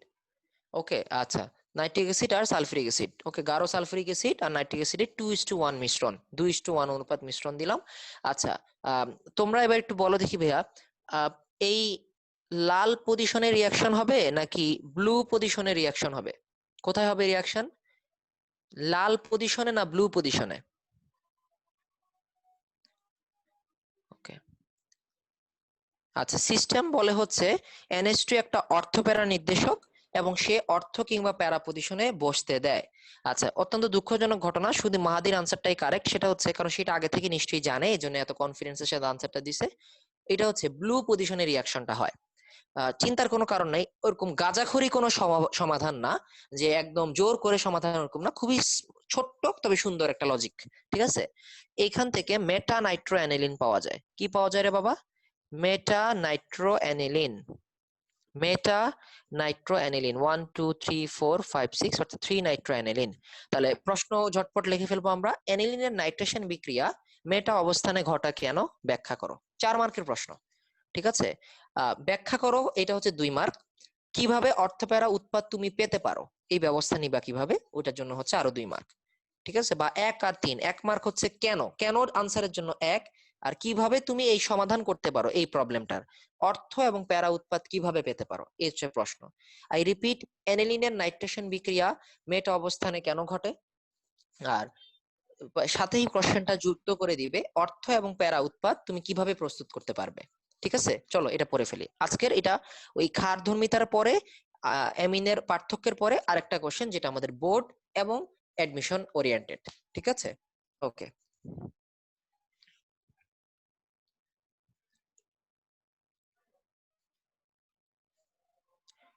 দুর্বল হলেও, যতই দুর্বল হোক না কেন, সে তো কিছুটা হলেও তো ক্ষার, একদম দুর্বল তো একটা ক্ষার, তো সে, তার কাছে নাইট্রোজেন একটা, তাকে ক্ষার তো বলতেই হবে। যদি একটা গাঢ় অ্যাসিড তার কাছে আসে, বিক্রিয়াতে যে সালফিউরিক অ্যাসিড যে প্রভাবকটা, গাঢ় অ্যাসিড কি লোভ সামলাইতে পারবে? অর্থাৎ এই প্রোটন কি, যদিও মুক্ত জোর রেজোনেন্সে ঘুরপাক খাইতে ব্যস্ত, ওই যে ন্যানো সেকেন্ডেরও কম সময়ের জন্য পাবে না, পাইলেই খায় ফেলবে। পাইছি আজকে ধরে, ঠিক আছে, পাইলেই অ্যাটাক, কোনো কথা নেই। যদি সাথে সাথে অ্যাটাক করে ফেলে, কোনোভাবে যদি পেয়ে যায়, এবং পাবেও, কারণ সালফিউরিক অ্যাসিড ভাই খুব ডেঞ্জারাস জিনিস। ঠিক আছে, ওকে, কি তৈরি করবে এটা? এটার নাম হচ্ছে অ্যানিলিনিয়াম লবণ। তাহলে বিক্রিয়ার শুরুতে এখানে একটা লবণ তৈরি হয়ে যাবে। এটার নাম কি? অ্যানিলিনিয়াম লবণ। অ্যানিলিনের সাথে প্রোটন যুক্ত করলাম, তাহলে এটা কি একটা অনুবন্ধী অ্যাসিড হয়ে গেল না? এটার নাম অ্যানিলিনিয়াম লবণ। এখন তোমাদের বুদ্ধি বিবেচনা কি বলে, NH3+ এটা কি অর্থপ্যারা নির্দেশক নাকি মেটা নির্দেশক? বিক্রিয়া করাচ্ছিলাম অ্যানিলিনকে দিয়ে, বিক্রিয়ার শুরুতে এরকম একটা কিছু তৈরি হয়ে গেছে প্রভাবকের দ্বারা। এখন এটা কি অর্থপ্যারা নাকি মেটার নির্দেশক? অর্থপ্যারা বা মেটার সিস্টেম কি বলে তোমাদেরকে? তোমাদের শেখানো হয়েছে কানেক্টিং অ্যাটমটা যদি পজিটিভলি চার্জ থাকে কিংবা পাই বন্ধনে থাকে তাহলে আমরা তাকে মেটা বলি। কানেক্টিং অ্যাটমকে নাইট্রোজেন কানেক্টিং অ্যাটম, সে কি হয়েছে? পজিটিভ চার্জ হয়ে গেছে না, প্রোটনটা ঢোকার সাথে সাথে আংশিক পজিটিভ চার্জ। তাহলে এই অ্যানিলিনিয়াম লবণ তৈরি হয় যেখানে একটি মেটা নির্দেশকের উপস্থিতি দেখা যায়, যার ফলে নাইট্রেশন বিক্রিয়াটি মেটা অবস্থানে ঘটে থাকে। এটা হচ্ছে তোমার 1 মার্ক বা 2 মার্কের প্রশ্ন। ইট ইজ নট নেসেসারি তোমাকে সলিউশন সহ আসবে। আবারও বলতেছি, অ্যানিলিনের নাইট্রেশন বিক্রিয়া মেটা অবস্থানে ঘটার কারণ কি? বলবা সালফিউরিক অ্যাসিড একটি তীব্র অ্যাসিড এবং অ্যানিলিন নিজেই একটি দুর্বল ক্ষার। দুর্বল ক্ষার তীব্র অ্যাসিডের দ্বারা যারা বিক্রিয়া করে একটি লবণ তৈরি করে, যে লবণটি যে যে লবণটির নাম অ্যানিলিয়াম আয়ন, যা মেটা নির্দেশক। এ কারণে বিক্রিয়াটি মেটা অবস্থানে হয়ে থাকে বা নাইট্রোমূলক মেটা অবস্থানে বসে যায়। রেজোন্যান্সের প্যাটার্নটা চেঞ্জ করে ফেলে আর কি। যেভাবে রেজোন্যান্স হওয়ার কথা ছিল, মুক্ত জোড় যদি প্রোটন ক্যাপচার করে ফেলে তাহলে কিন্তু পুরো ঘটনা উল্টে যাবে ভাইয়া। ঠিক আছে, পুরো ঘটনাটা উল্টিয়ে যাবে। আবারও বলতেছি, অ্যানিলিনের নাইট্রেশন বিক্রিয়া মেটা অবস্থানে কেন ঘটে? কারণ মাঝপথে একটা অ্যানিলিনিয়াম লবণ তৈরি হয়। অ্যানিলিনিয়াম লবণ একটি মেটা নির্দেশক, যার ফলে নাইট্রোমূলক পরবর্তীতে এসে মেটা অবস্থানে যুক্ত হয়। চলো এবার সমাধান, এটা সমাধান করব। ঠিক আছে, সমাধান কিভাবে এই কাজটা করতে পারি। জৈব রসায়নে একটা রিয়াকশন আছে, এটার নাম হচ্ছে মাস্কিং এন্ড ডিমাস্কিং। ওকে, ঘরে প্রচন্ড ধুলা। ওকে, তুমি ধুলা ঝাড়বা, তুমি মাস্ক পরে নিবা ফার্স্টে, কারণ তুমি বুঝতেই পারতেছো এই ধুলা তুমি খাওয়া তোমার জন্য কনফার্ম, ধুলা খেতেই হবে, বাট যতটুকু কম খাওয়া যায়। তাহলে মাস্ক পরে ঘরটা ঝাড়লা, ঘর ঝাড়া শেষ, মাস্ক খুলে ফেললা। একইভাবে আমরা মুক্ত জোরকে মাস্ক পরাবো একটা। ঠিক আছে, মুক্ত জোরকে মাস্কিং করে ফেলবো, কাজ শেষ হলে মাস্ক উঠায় ফেলবো। মাস্কিং এন্ড ডিমাস্কিং বলে এই ধরনের কাজকে। ওকে, তো চলো এটা সমাধান করার চেষ্টা করি।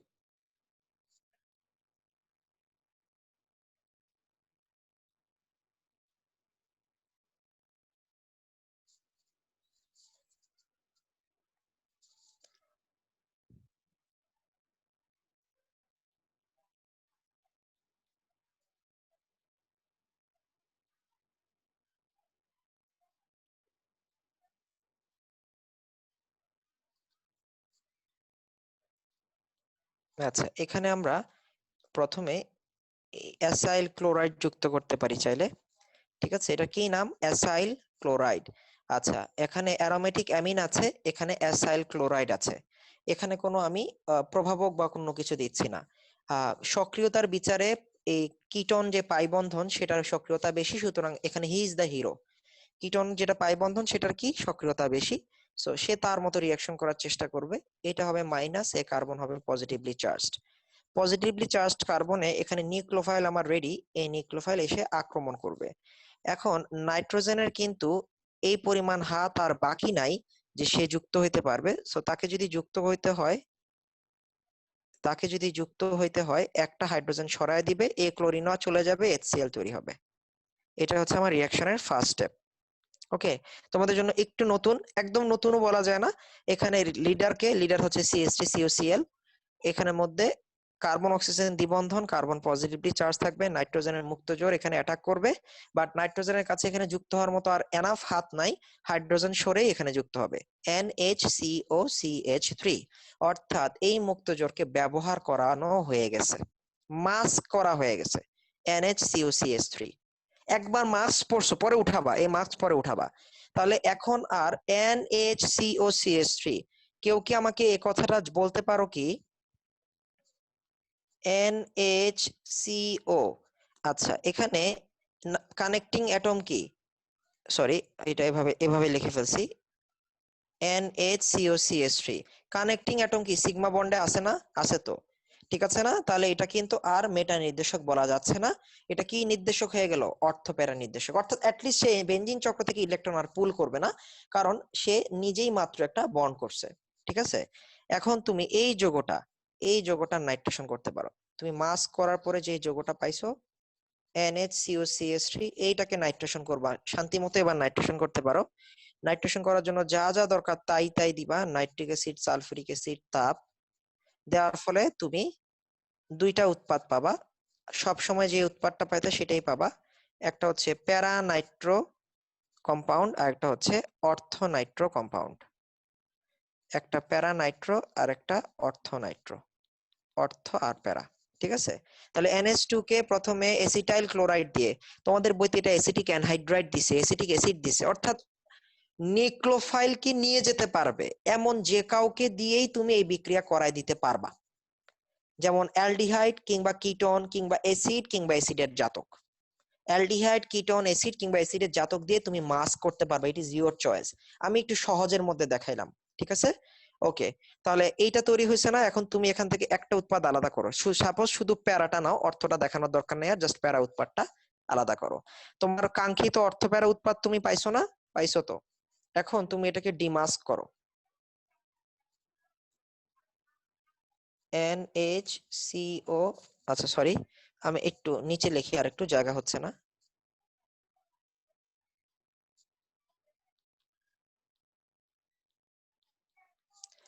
ওকে, এখানে প্যারানাইট্রো অ্যানিলিন আছে। কি করতে হবে? ডিমাস্ক। ডিমাস্ক মানে আবার পুনরায় NH2 কে ফিরিয়ে দাও।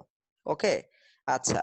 এখন এই যে CH3CO আমাকে ভাঙতে হবে কোন জায়গা দিয়ে? এই জায়গায় ভাঙতে হবে। তুমি একটু নিজে নিজে চিন্তা করো কি কি জিনিস করতে হবে। এখন ভাঙতে হবে এই মাঝ বরাবর, নাইট্রোজেনকে একটা হাইড্রোজেন বা প্রোটন দিতে হবে, আর ওকেও কিছু একটা দিতে হবে, ওকেও কিছু একটা দিতে হবে তোমার নেওয়ার মতো। এখানে আমরা ব্যবহার করতে পারি এসিটিক অ্যানহাইড্রাইড। কি ব্যবহার করতে পারি? Acetic anhydride.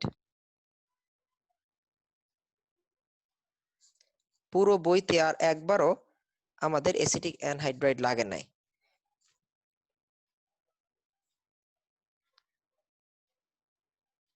একটু যদি কঠিন লেগেও থাকে আমি প্রথম থেকে আবার বলবো, নিউ রিঅ্যাকশন সবসময় কঠিন লাগবে। Acetic anhydride. ওকে, আচ্ছা। আরো চয়েস থাকতে পারে, বাট আমরা এসিটিক অ্যানহাইড্রাইড নিলাম। ওকে, আচ্ছা দেখো, এসিটিক অ্যানহাইড্রাইড, ও সরি, এখানে তো প্রোটন দিতে হবে, সরি সরি সরি, ভুল লিখলাম আমি। প্রোটন দিতে হবে এমন কাউকে নিতে হবে। CH3, CH3COOH, এই যে এখন ঠিক আছে। ওকে, আচ্ছা, এখান থেকে কি আলাদা হবে? এখান থেকে প্রোটন আলাদা হবে। এই প্রোটনটা কার কাছে যাবে?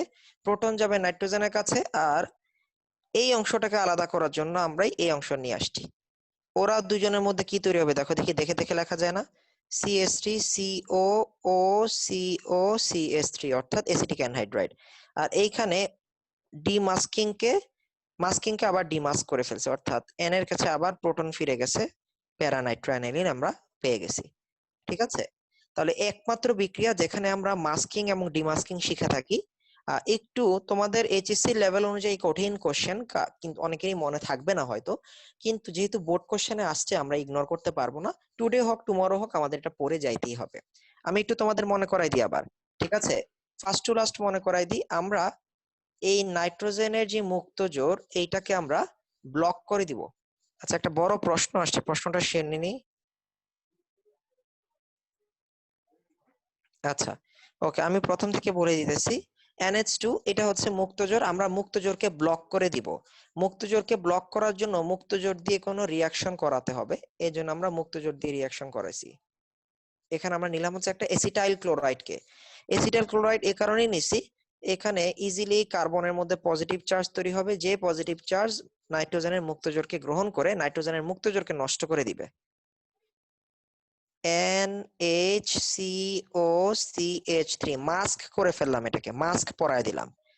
মাস্ক পরানোর পরে এখান থেকে হাইড্রোজেন যেটা আর এখান থেকে ক্লোরিন যেটা সেটা আলাদা হয়ে গেল, HCl, NHCOCH3। এখন এই NHCOCH3 কে তুমি এইবার এটাকে তুমি নাইট্রেশন করো। এখন কিন্তু আর নাইট্রোজেনের মুক্ত জোর নাই, যেটা কিনা লবণ তৈরি করে ফেলতে পারে। অ্যানিলিনিয়াম লবণ তৈরির সম্ভাবনা পুরোপুরি চলে গেল। ঠিক আছে, তাহলে আমরা অর্থ আর প্যারা উৎপাদ পাবো NH CO CH3 আর NH NO2 NO2, ঠিক আছে না? প্যারা নাইট্রো কম্পাউন্ড পাবো আর অর্থনাইট্রো পাবো। সাপোজ শুধু প্যারানাইট্রোটা আমি এখানে দেখাইলাম। লাস্ট কাজ হচ্ছে এইটাকে আবার আনব্লক করা। ঠিক আছে, আবার এটাকে আনলক করতে হবে, অর্থাৎ এখানে এমন কিছু করতে হবে যার ফলে তুমি বলতে পারো যে ভাইয়া এখানে এত কঠিন জিনিস না দিয়ে আবার HCl দিয়ে দেওয়া যায় না? যায়, বাট অর্গানিক কম্পাউন্ড দিয়ে করাটাই ভালো। এটার সাথে তুমি যদি এখানে CH3COOH দাও, অর্থাৎ অ্যাসিড দাও, অ্যাসিডের প্রোটন NH এর সাথে গিয়ে NH2 করবে, আর CH3COCH3CH3COO এই দুইটা মিলে অ্যানহাইড্রাইড তৈরি করবে। সো ফাইনাল আনসারে আমরা পাবো হচ্ছে অ্যানহাইড্রাইড আর হচ্ছে অর্থ বা প্যারানাইট্রো অ্যানিলিন। একজন বলছে ভাইয়া পানি দিলে হবে কিনা? আর্দ্র বিশ্লেষণ খারাপ বলো নাই ভাইয়া, হবে, অনেক টাইম লাগতে পারে। ঠিক আছে, পানি দিলে ওই 1-2 ফোঁটা অ্যাসিড সাথে দিয়ে দিতে হবে। পানি দিলে আরেক ফোঁটা। দেখো ভাই আসান কিন্তু অনেক সহজ করে দিল আমাদের জন্য কাজটা। এই লাইনে এসে তুমি আর্দ্র বিশ্লেষণ করলেও হবে। আমি তো তোমারে বললাম 5 থেকে 6টা পসিবিলিটিস আছে। বিভিন্ন বই বিভিন্ন ভাবে দেয়।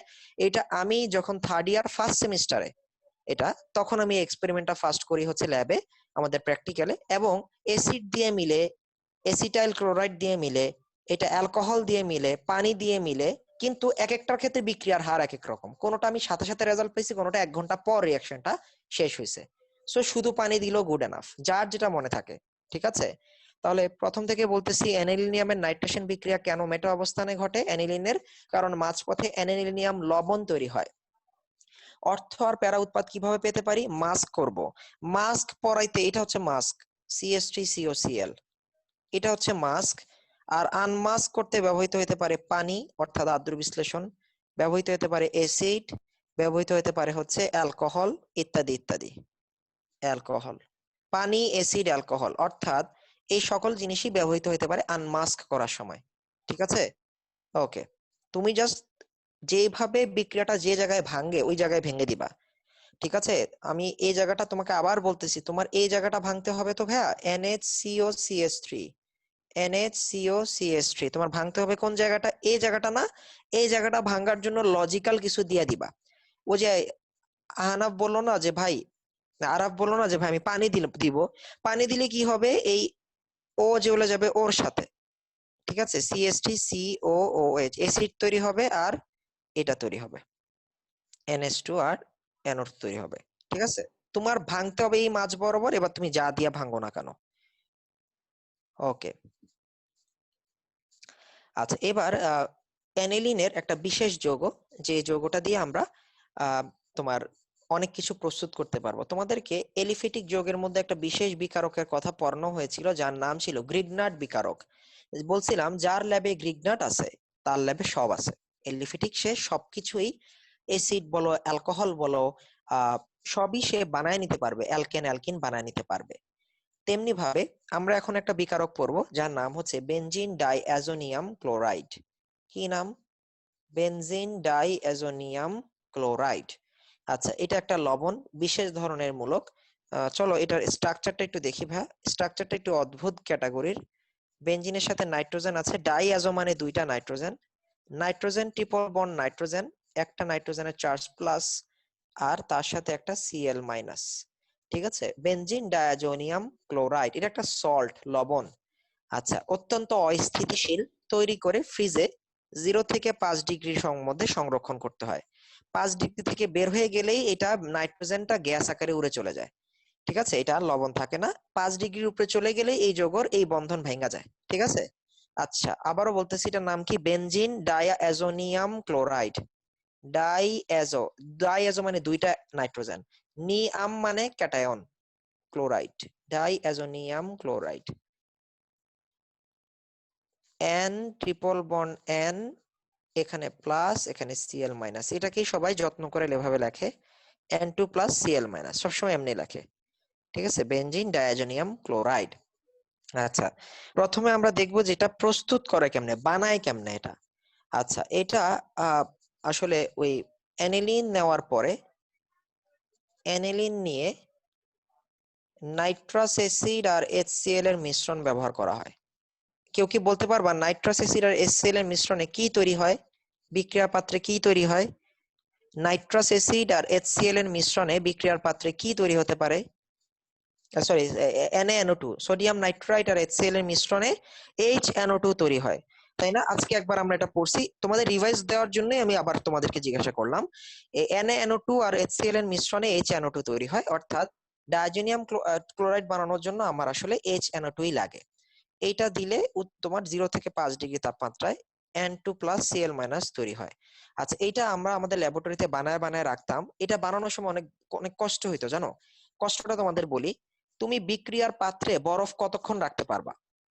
কারণ বরফ তো ধীরে ধীরে টেম্পারেচার চলে আসলে 10-11 ডিগ্রিতে চলে আসে কিন্তু কিছুক্ষণের মধ্যে। আমাদের ল্যাবরেটরিতে 18 ডিগ্রি সেলসিয়াস পর্যন্ত এয়ার কন্ডিশন থাকে, ঠিক আছে? তো এয়ার কন্ডিশনের মধ্যেও যদি করি, তারপরও তো ইকুইলিব্রিয়াম যে সাম্য অবস্থা থাকে, তাহলে কি 18 ডিগ্রিতে নেমে আসে না? তো এইটা করার সময় খুব বিপদটা হচ্ছে কি, আমরা নিজেরাও গ্লাভস পরি, অনেক বড় একটা বালতি নিই, বালতি বা বলের মধ্যে বরফ দেওয়া থাকে একদম উঁচা পর্যন্ত। এই বরফের ভিতরে ওই ট্রেজার হান্ট, ছোটবেলায় খেলতেন একটা গেম ট্রেজার হান্ট, বরফের ভিতরে এরকম প্লাস্টিকের সরি কাচের বিকার মুখ বদ্ধ অবস্থায় আটকানো থাকে, ওইটার সাথে একটা রাবারের টানেল থাকে। এই রাবার দিয়ে অনেক ভিতর পর্যন্ত সিরিঞ্জ ঢুকানো যায়। সিরিঞ্জের মধ্যে দিয়ে আমরা মানে NaNO2 আর HCl এই দুইটা দেওয়ার সাথে সাথে এটা একটা আবার তাপ উৎপাদী বিক্রিয়া। বিপদের কথা না? যে কোনো অ্যাসিড দ্রবণে কি তাপ থাকে না বলো? অ্যাসিড কি ঠান্ডা? না, অ্যাসিড সবসময় কি তাপ। তাহলে NaNO2+HCl এইটাকেই আমরা বরফের চেম্বারের মধ্যে কিছুক্ষণ রাখি, অনেকক্ষণ রাখি, একেবারে মনে করো বরফের সাথে লবণ টবণ অ্যাড করে -17-18 পর্যন্ত নিয়ে যাই। ঠান্ডা অবস্থায় এটারেও সিরিঞ্জ দিয়ে ঢুকাইতে হয়, অ্যানিলিনকেও সিরিঞ্জ দিয়ে ঢুকাইতে হয়, হাতই জমে যায়। কারণ একটুখানি এদিক সেদিক হলে ধুম, সাথে সাথে বিস্ফোরণ হয়, একেবারে হাতের উপরেই বিস্ফোরণ হয়। যদিও মানে কাঁচটা শক্ত থাকলে ভাঙবে না কোনো কিছু, বাট উপর দিকে উঠে আসে, উঠে আর কি গায়ে টায়ে ছিটে আসতে পারে আর কি, ঠিক আছে? খুব ডেঞ্জারাস রিয়াকশন, বাট মজা আছে, ঠিক আছে? আচ্ছা, তো এটা হচ্ছে আমরা সম্পূর্ণ 0 থেকে 5-এ করব। নিচের কোন বিক্রিয়ায় 5 ডিগ্রি সেলসিয়াসের উপরে গেলে বিস্ফোরণ ঘটতে পারে? তোমার অপশনে থাকবে ডায়োজোনিয়ামের প্রস্তুতিতে। ডায়োজোনিয়ামের প্রস্তুতিতে 5 ডিগ্রির উপরে গেলে বিস্ফোরণ ঘটতে পারে, ঠিক আছে? ওকে, এটা আমাদের খেয়াল রাখতে হবে। এখন ডায়োজোনিয়াম ক্লোরাইড তো বানাইলাম, ঠিক আছে, এটা প্রস্তুতি তো ঠিক আছে কোনোভাবে হলো, এটার কাজটা কি? আমি বলছি না যার ল্যাবে ডায়োজোনিয়াম আছে তার ল্যাবে সকল অ্যারোমেটিক যৌগ পাওয়া যাবে, যার ল্যাবে ডায়োজেনিয়াম আছে তার ল্যাবে সকল অ্যারোমেটিক যৌগ থাকবে, ঠিক আছে? সে সব বানায় নিতে পারবে চাইলে। চলো, আচ্ছা আমরা একটা একটু র্যান্ডম করে দেখি। আহ, এই হচ্ছে ডাইঅ্যাজোনিয়াম ক্লোরাইড। এখন তুমি অর্ডার দিলা যে ভাই আমাকে ডাইঅ্যাজোনিয়াম ক্লোরাইড থেকে বেনজিন বানায় দেন। কি বানায় দেন? বেনজিন। আমি একটা পাত্রে বেনজিন চাচ্ছি, ডাইজোনিয়াম ক্লোরাইড থেকে বেনজিন চাচ্ছি। কি বলছি, ডাইজোনিয়াম ক্লোরাইড যদি তাপমাত্রা 5-এর উপরে যায়, সাপোজ আমি এখানে 10 ডিগ্রি তাপ দিয়ে দিলাম, বা তাপ চিহ্ন দিই। তাপ চিহ্ন দেওয়া মানে কি, নাইট্রোজেন গ্যাস উড়ে চলে গেল না? আচ্ছা, নাইট্রোজেন চলে গেল বাদ, আর ক্লোরাইড সরানো বাকি। ক্লোরাইডকে সরানোর জন্য কিছু একটা বলো দেখি, কি দেওয়া যেতে পারে সাথে, বিক্রিয়ার সাথে 1-2 ফোঁটা কি দিলেই ক্লোরাইড চলে যাবে? 1-2 ফোঁটা, অর্থাৎ 1-2 ফোঁটা যদি প্রোটন দেওয়া যেতে পারে, অ্যাসিড দিলেই ক্লোরাইড চলে যাবে, HCl আকারে চলে যাবে, ঠিক আছে? 1-2 ফোঁটা ক্লোরাইড নেওয়ার জন্য যথেষ্ট না এটা? আচ্ছা, ওকে। তাহলে খুব সহজ বিক্রিয়া বললাম না, বিক্রিয়া চোখের পলকে বিক্রিয়া, তাপ দিব, একটু তাপ দিব, বেশি না। নাইট্রোজেন তো এমনি ভেঙে যাবে, ক্লোরাইড আয়ন যেগুলো এগুলো পরিষ্কার হয়ে যাবে, কি বাকি থাকবে? বেনজিন বাকি থাকবে, ঠিক আছে? প্রোটন দিলে তাহলে বেনজিন ডায়োজোনিয়াম ক্লোরাইড কে অ্যাসিডের উপস্থিতিতে বিক্রিয়া করালে, বেনজিন ডায়োজোনিয়াম ক্লোরাইডকে অ্যাসিডের উপস্থিতিতে বিক্রিয়া করালে বেনজিন পাওয়া যায়। এগুলা সবই কি বলো দেখি, এগুলো কিসে আসবে? উদ্দীপক, বিক্রিয়া আসবে না একটাও। বলবে না লেখো, বিক্রিয়া যেটা আসার সেটা পড়ায় ফেলছি। অ্যানিলিনের বিক্রিয়া মেটা অবস্থানে হয় কেন, ওইটাই বিক্রিয়া, ওইটাই আসবে পরীক্ষায় আসলে। আচ্ছা, এটা উদ্দীপক। এবার তুমি অর্ডার দিলা ভাই ফেনল বানায় দেন দেখি বেনজিন ডায়োজোনিয়াম ক্লোরাইড থেকে ফেনল, ঠিক আছে না? আচ্ছা, তাপ দিলে তো নাইট্রোজেন চলে যাবে, এটা জানো। প্রোটন থাকলে কি চলে যাবে? Cl চলে যাবে। তাহলে আরেকটা জিনিস দিয়ে দিই না, কি যুক্ত করবো এটা? পানি। তাহলে পানি দিয়ে তাপ দিলেই বেনজিন ডায়োজোনিয়াম ক্লোরাইড থেকে ফেনল। পানি দেওয়া মানে OH পাইতেছি, H+Cl কে নিয়ে যাবে, আর তাপ দিলে নাইট্রোজেন চলে যাবে। সিম্পল হিসাব, ঠিক আছে? তাহলে বেনজিন ডাইজোনিয়াম ক্লোরাইড থেকে বেনজিন পাইতে লাগে শুধু অম্লীয় 1-2 ফোঁটা অম্ল, অজৈব অম্ল আর তাপ। শুধু যদি পানি দিয়ে দিই, ঠান্ডা মানে পানি, রেগুলার ওয়াটার আর একটু তাপ, বেশি না, একটুখানি তাপ দিব, ফেনল চলে আসবে, ঠিক আছে? আচ্ছা, এটা আসলে বিক্রিয়ার জন্য রেডি, অলওয়েজ বিক্রিয়া করার জন্যই সে রেডি হয়ে আছে, এমন একটা জিনিস। আচ্ছা, তুমি বলো ভাই আমি যদি বেনজিন জাতক বানাইতে চাই, আচ্ছা তুমি যদি বলো যে ভাই আমাকে একটা অ্যারাইল হ্যালাইড বানায় দেন, ক্লোরোবেনজিন বানায় দেন, আমাকে একটা কি বানায় দেন, ক্লোরোবেনজিন। আচ্ছা, বিজ্ঞানী স্যান্ডমেয়ার বললেন তুমি যেখানে যে জাতকটা চাও ওই জাতকের কপার লবণ নিবা, আর ওই জাতকেরই অ্যাসিড নিবা, আর তাপ দিবা, তাহলেই হবে। কার বিক্রিয়া? এই লালটা হচ্ছে স্যান্ডমেয়ার বিক্রিয়া। কি বিক্রিয়া? স্যান্ডমেয়ার বিক্রিয়া। আবারও বলতেছি, তুমি এখানে ক্লোরাইড চাও, এখানে ক্লোরাইড নিবা, কপারের ক্লোরাইড লবণ নিবা প্রভাবক হিসেবে, আর অ্যাসিড নিবা 1-2 ফোঁটা, আর তাপ দিয়ে দিবা, তাহলে প্রস্তুত হয়ে যাবে। স্যান্ডমেয়ার আরো কয়েকটা দেখাই, আরো কয়েকটা স্যান্ডমেয়ার বিক্রিয়া দেখাই, ঠিক আছে? এগুলো সবই এমসিকিউ যা পড়াচ্ছি। তুমি এখানে ব্রোমোবেনজিন চাইতেছো, কি চাইতেছো যে ভাই এখানে আমার ব্রোমোবেনজিন পড়া লাগবে, তাহলে এখানে তুমি কপার ব্রোমাইড নিবা, হাইড্রোজেন ব্রোমাইড নিবা, তাপ দিবা। কপার ব্রোমাইড নিবা, হাইড্রোজেন ব্রোমাইড নিবা, তাপ দিবা, এনাফ। ঠিক আছে, তুমি এখানে যা চাও, এটা কার বিক্রিয়া? স্যান্ডমেয়ারের বিক্রিয়া। বেনজিন ডাইজোনিয়াম ক্লোরাইডকে কপার লবণ এবং হাইড্রোসিড নিয়ে সহ বিক্রিয়া করলে অনুরূপ হ্যালোজেন জাতক পাওয়া যায় বা অনুরূপ জাতক পাওয়া যায়। তুমি এখানে যা নিবা এখানে তা পাবা, এখানে যা নিবা এখানে তা পাবা। আচ্ছা, বললা ভাইয়া সায়ানো বেনজিন বানায় দেন দেখি। এটা হচ্ছে আমার বেনজিন ডাইজোনিয়াম ক্লোরাইড। সব সময় কিন্তু এটা প্লাস মাইনাস দিতে ভুলবা না, ঠিক আছে? সব সময় দিবা এটা। ওকে, আমি এখানে কপার সায়ানাইড ইউজ করব, হাইড্রোজেন সায়ানাইড ইউজ করব, যা ইউজ করব তারই আবার হাইড্রাসিড ইউজ করব।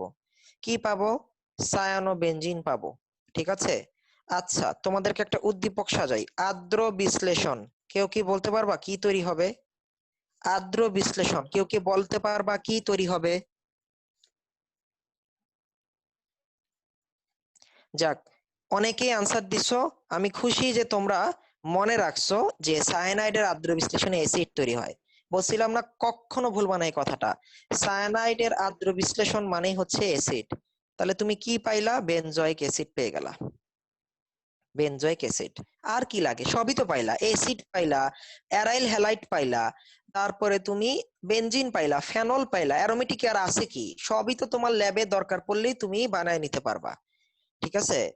তাহলে এই হচ্ছে আমাদের এই বেনজিন ডাইজোনিয়াম ক্লোরাইডের মজা, ঠিক আছে? বেনজিন ডাইজোনিয়াম ক্লোরাইডের মজা।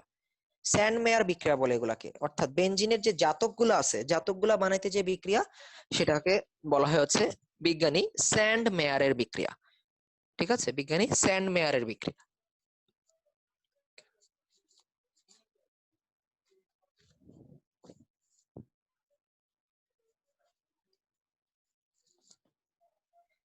এই তোমাদের কি আর কি পড়াবো, নাকি এনাফ হয়ে গেছে পরীক্ষার জন্য সিলেবাস? তোমরা চাইলে আরো আগে নিতে পারি।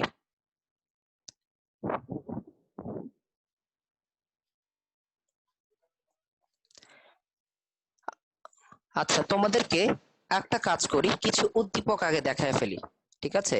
একজন বলছে আজকে আর না, বোকারে আজকে আর না কি, আমি তো এই সপ্তাহে আর ক্লাসই নিব না পুরো এক্সামের জন্য, পুরো এক্সামের জন্য আর সারা সপ্তাহ তোমাদের হচ্ছে, তোমাদের সাথে মেসেঞ্জারে আমি পুরো সপ্তাহ আসি। তোমাদের যখন যেটা প্রবলেম হবে জিজ্ঞাসা করবা, কোশ্চেন সলভ করতে গিয়ে যে ভাই এটা দেখায় দেন, ওটা দেখায় দেন, ভুলে গেছি, আরেকবার চেষ্টা করবো দরকার হলে বোঝানোর। আর ওই যে যাদের ব্যাকআপ ক্লাস আছে তাদের ব্যাকআপ ক্লাস হবে, তোমরা তোমাদের প্রিপারেশন শুরু করে দাও, ঠিক আছে? আজকে রাত, শনি রবি সোম মঙ্গল বুধ, ঠিক আছে? টোটাল আমাদের হাতে 6টা দিন। বৃহস্পতিবার দরকার হলে তোমরা যদি দিনে না চাও, দরকার হলে রাতে পরীক্ষা বলবো। একবার তো বলছি সকাল 10টা, তাই না? গতবার সকাল 10টায় পরীক্ষা দিয়ে যেটা দেখতে পারছি, সেটা হচ্ছে যে আহ অনেকেই ঘুম থেকে উঠতে পারে না, রাত 3টা পর্যন্ত পড়ছে, উঠে 11টা সাড়ে 11টায় দিছে পরীক্ষা।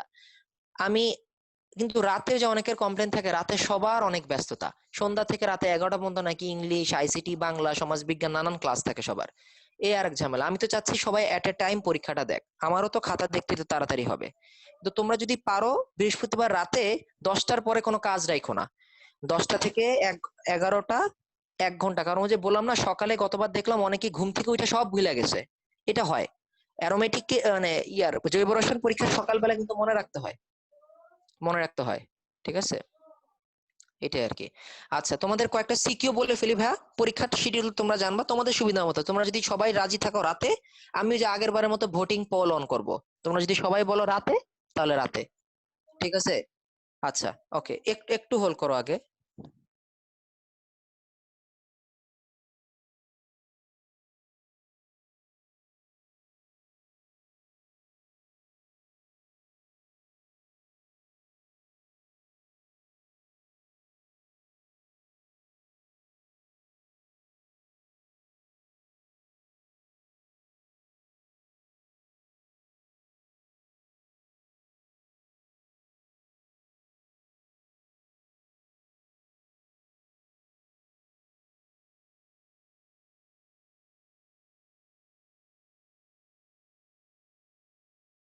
পাচ্ছ কিনা একটু বলবা। তোমাদের একটা খুব গুরুত্বপূর্ণ সামারি এখন আমি করায় দিব, এটা তোমাদের জন্য অনেক উপকার হবে। ঠিক আছে। আচ্ছা দেখো ভাইয়া, তুমি পড়তে বসছো, হ্যাঁ? তোমার পড়াগুলো আমি একটু বলে দিই। ঠিক আছে, তুমি তুমি সবার আগে তোমার খাতায় কি লিখবা, মানে if I were you what should I have do. ঠিক আছে, আমি কি করতাম এটা আমি একটু বলি। ঠিক আছে, ওকে।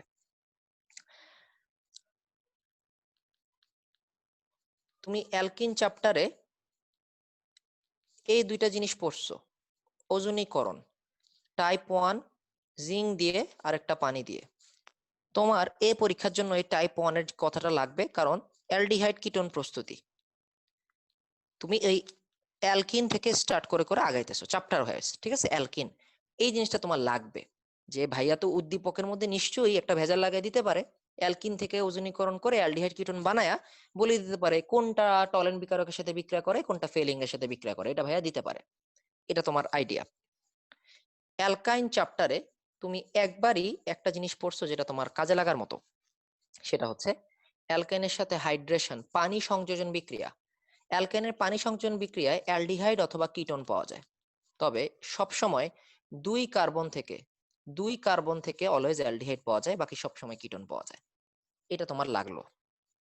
অ্যালকাইল হ্যালাইড চ্যাপ্টারে আসার পর সিকোয়েন্স ওয়াইজ নোট খাতার দিকে তাকাবা।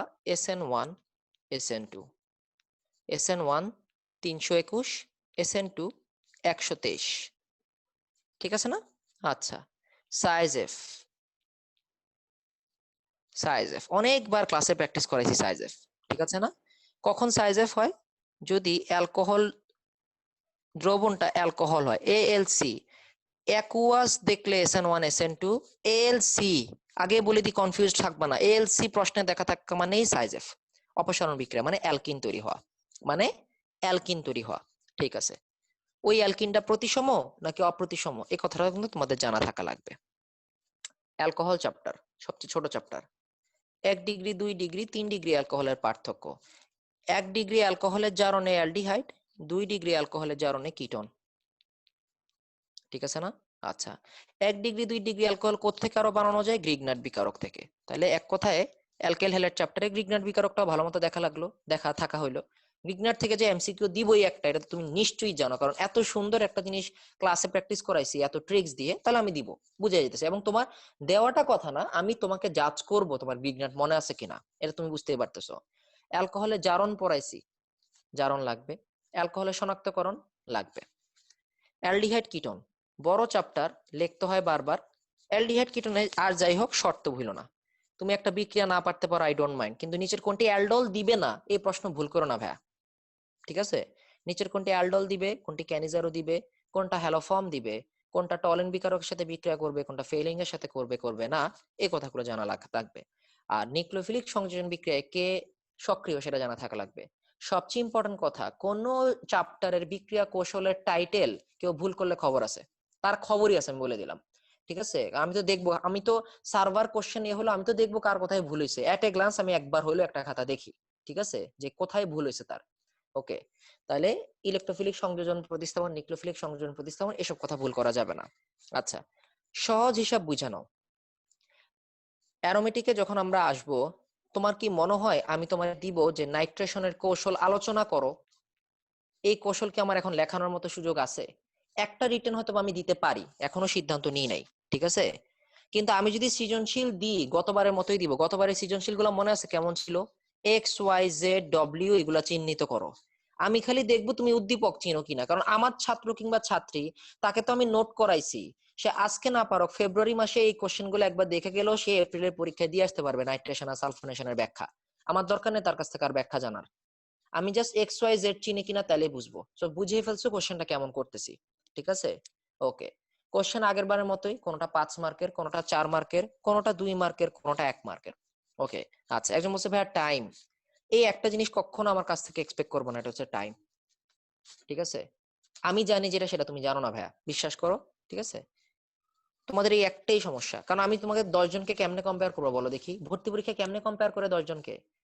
একটা বিশ্ববিদ্যালয় আছে, ওই বিশ্ববিদ্যালয়ে পরীক্ষা দেওয়ার পরে স্টুডেন্টরা বুঝা যায়, নিজেদের নিজেদের অবস্থান চিনে যায়, সেটা হচ্ছে ঢাকা বিশ্ববিদ্যালয়। কোশ্চেন সবাই পারে, আনসার সবাই লিখে আসতে পারে না, ইম্পসিবল। 45 সেকেন্ডস পার এমসিকিউ, ঠিক আছে? কোশ্চেন পড়তে একটা সুস্থ মানুষের 20 সেকেন্ড সময় লাগে। আর কোশ্চেনটা বাংলাতেও লেখে, ইংলিশেও লেখে, কোশ্চেন পড়তে পড়তে মনে হয় যেন কোশ্চেন শেষই হয় না। মাঝে মাঝে ইংলিশটা আগে লেখে, বাংলাটা পরে লেখে। এত বড় ব্রেন গেম ঢাকা ভার্সিটি খেলে। আমার কাছ থেকে ট্রেনিংটা নিয়ে যাও রে বাবা, অল্প টাইমে ভালো এক্সাম দেওয়ার, ঠিক আছে? এই টাইম ম্যানেজমেন্টটা লাইফের অনেক কিছু, অনেক বড় কিছু। ভর্তি পরীক্ষায় 165 দাগায় আসো, কারেক্টলি দাগায় আসো, টাইম ম্যানেজ করে। উল্টা পাল্টা 85 দাগাতে গিয়ে সব অবস্থা খারাপ হয়ে যাবে। Same for HSC, same goes for HSC, ঠিক আছে? ওকে, নাইট্রেশন গেল, সালফোনেশন, ফিডেলক্রাফট, অ্যালকাইলেশন, অ্যাসাইলেশন, যা যা বলছি আর কি, যা যা পড়াইছি। অর্থোপ্যারের নির্দেশক কোনটা, মেটা কোনটা, কোনটা কোথায় বিক্রিয়া হবে। অ্যারোমেটিকে আমার মনে হয় যেহেতু নতুন পড়াইছি, অ্যারোমেটিক তোমাদের অনেকটাই মনে থাকবে। তোমাদের আমার ভয় কি জানো? অ্যালকাইল হ্যালাইড অ্যালকোহল আর অ্যালডিহাইড কিটোন প্রবাবলি তোমরা একটু ভুলে ভুলে যাবা। এটা নিয়ে আমি একটু ভয় পাচ্ছি, ঠিক আছে? তো তোমরা একটু প্র্যাকটিসটা করো। আর গত লেকচার গুলোতে যেটা পড়ালাম, যে আমি তোমাদেরকে এই আজকে অ্যামিন পড়াইলাম, অ্যানিলিন পড়াইলাম। আজকে যে অ্যামিনের খাটধর্মিতা পড়াইছি, মজা পাও না এমন কেউ আসো? পুরো ব্যাপারটা কি খুব মজার না? কোনো কিছু কি এখানে অযথা পড়ানো হয়েছে? অযথা পড়ানো হয় নাই। অ্যামিন কিংবা অ্যানিলিনের খাটধর্মিতা ক্লাসে এক্সাম্পল দেখাইছি, পরীক্ষাতেও দিব। হয়তো ক্লাসের সাথে পরীক্ষার এক্সাম্পল মিলবে না, কারণ আমি চাবো তোমার মাথাটা পরীক্ষার হলে খাটানো হোক, ঠিক আছে? আচ্ছা, এই হচ্ছে আমাদের টোটাল সামারি। তুমি যদি সামারি ভুলে যাও পড়ার, তা তোমার কিছু মনে থাকবে না। চ্যাপ্টারে কি কি ছিল কন্টেন্ট আমি বলে দিছি, এই হচ্ছে তোমার পরীক্ষার সামারি। ওকে, অ্যারোমেটিক আর অনেক কিছু ছিল, পড়াই নাই। অ্যাসিডের জাতক পড়াই নাই। জৈব রসায়ন কিন্তু আমরা শেষ করি নাই, আপাতত জন্য জৈব রসায়ন ক্লোজ করে দিব। আপাতত ক্লোজ, ঠিক আছে? আপাতত ক্লোজ। তোমরা আরো যে 3টা 4টা লেকচার নেওয়া লাগবে জৈব রসায়নে, ধীরে ধীরে নিবো। এগুলো আগে পড়ো, আমি তো আছি, আমি যদি বেঁচে থাকি তোমাদের এই ক্লাস আমি নিব, ঠিক আছে? আগে শেষ করো। ওকে, আচ্ছা। ওকে, তোমরা রেকর্ডিংটা অফ করে ফেলতে পারো।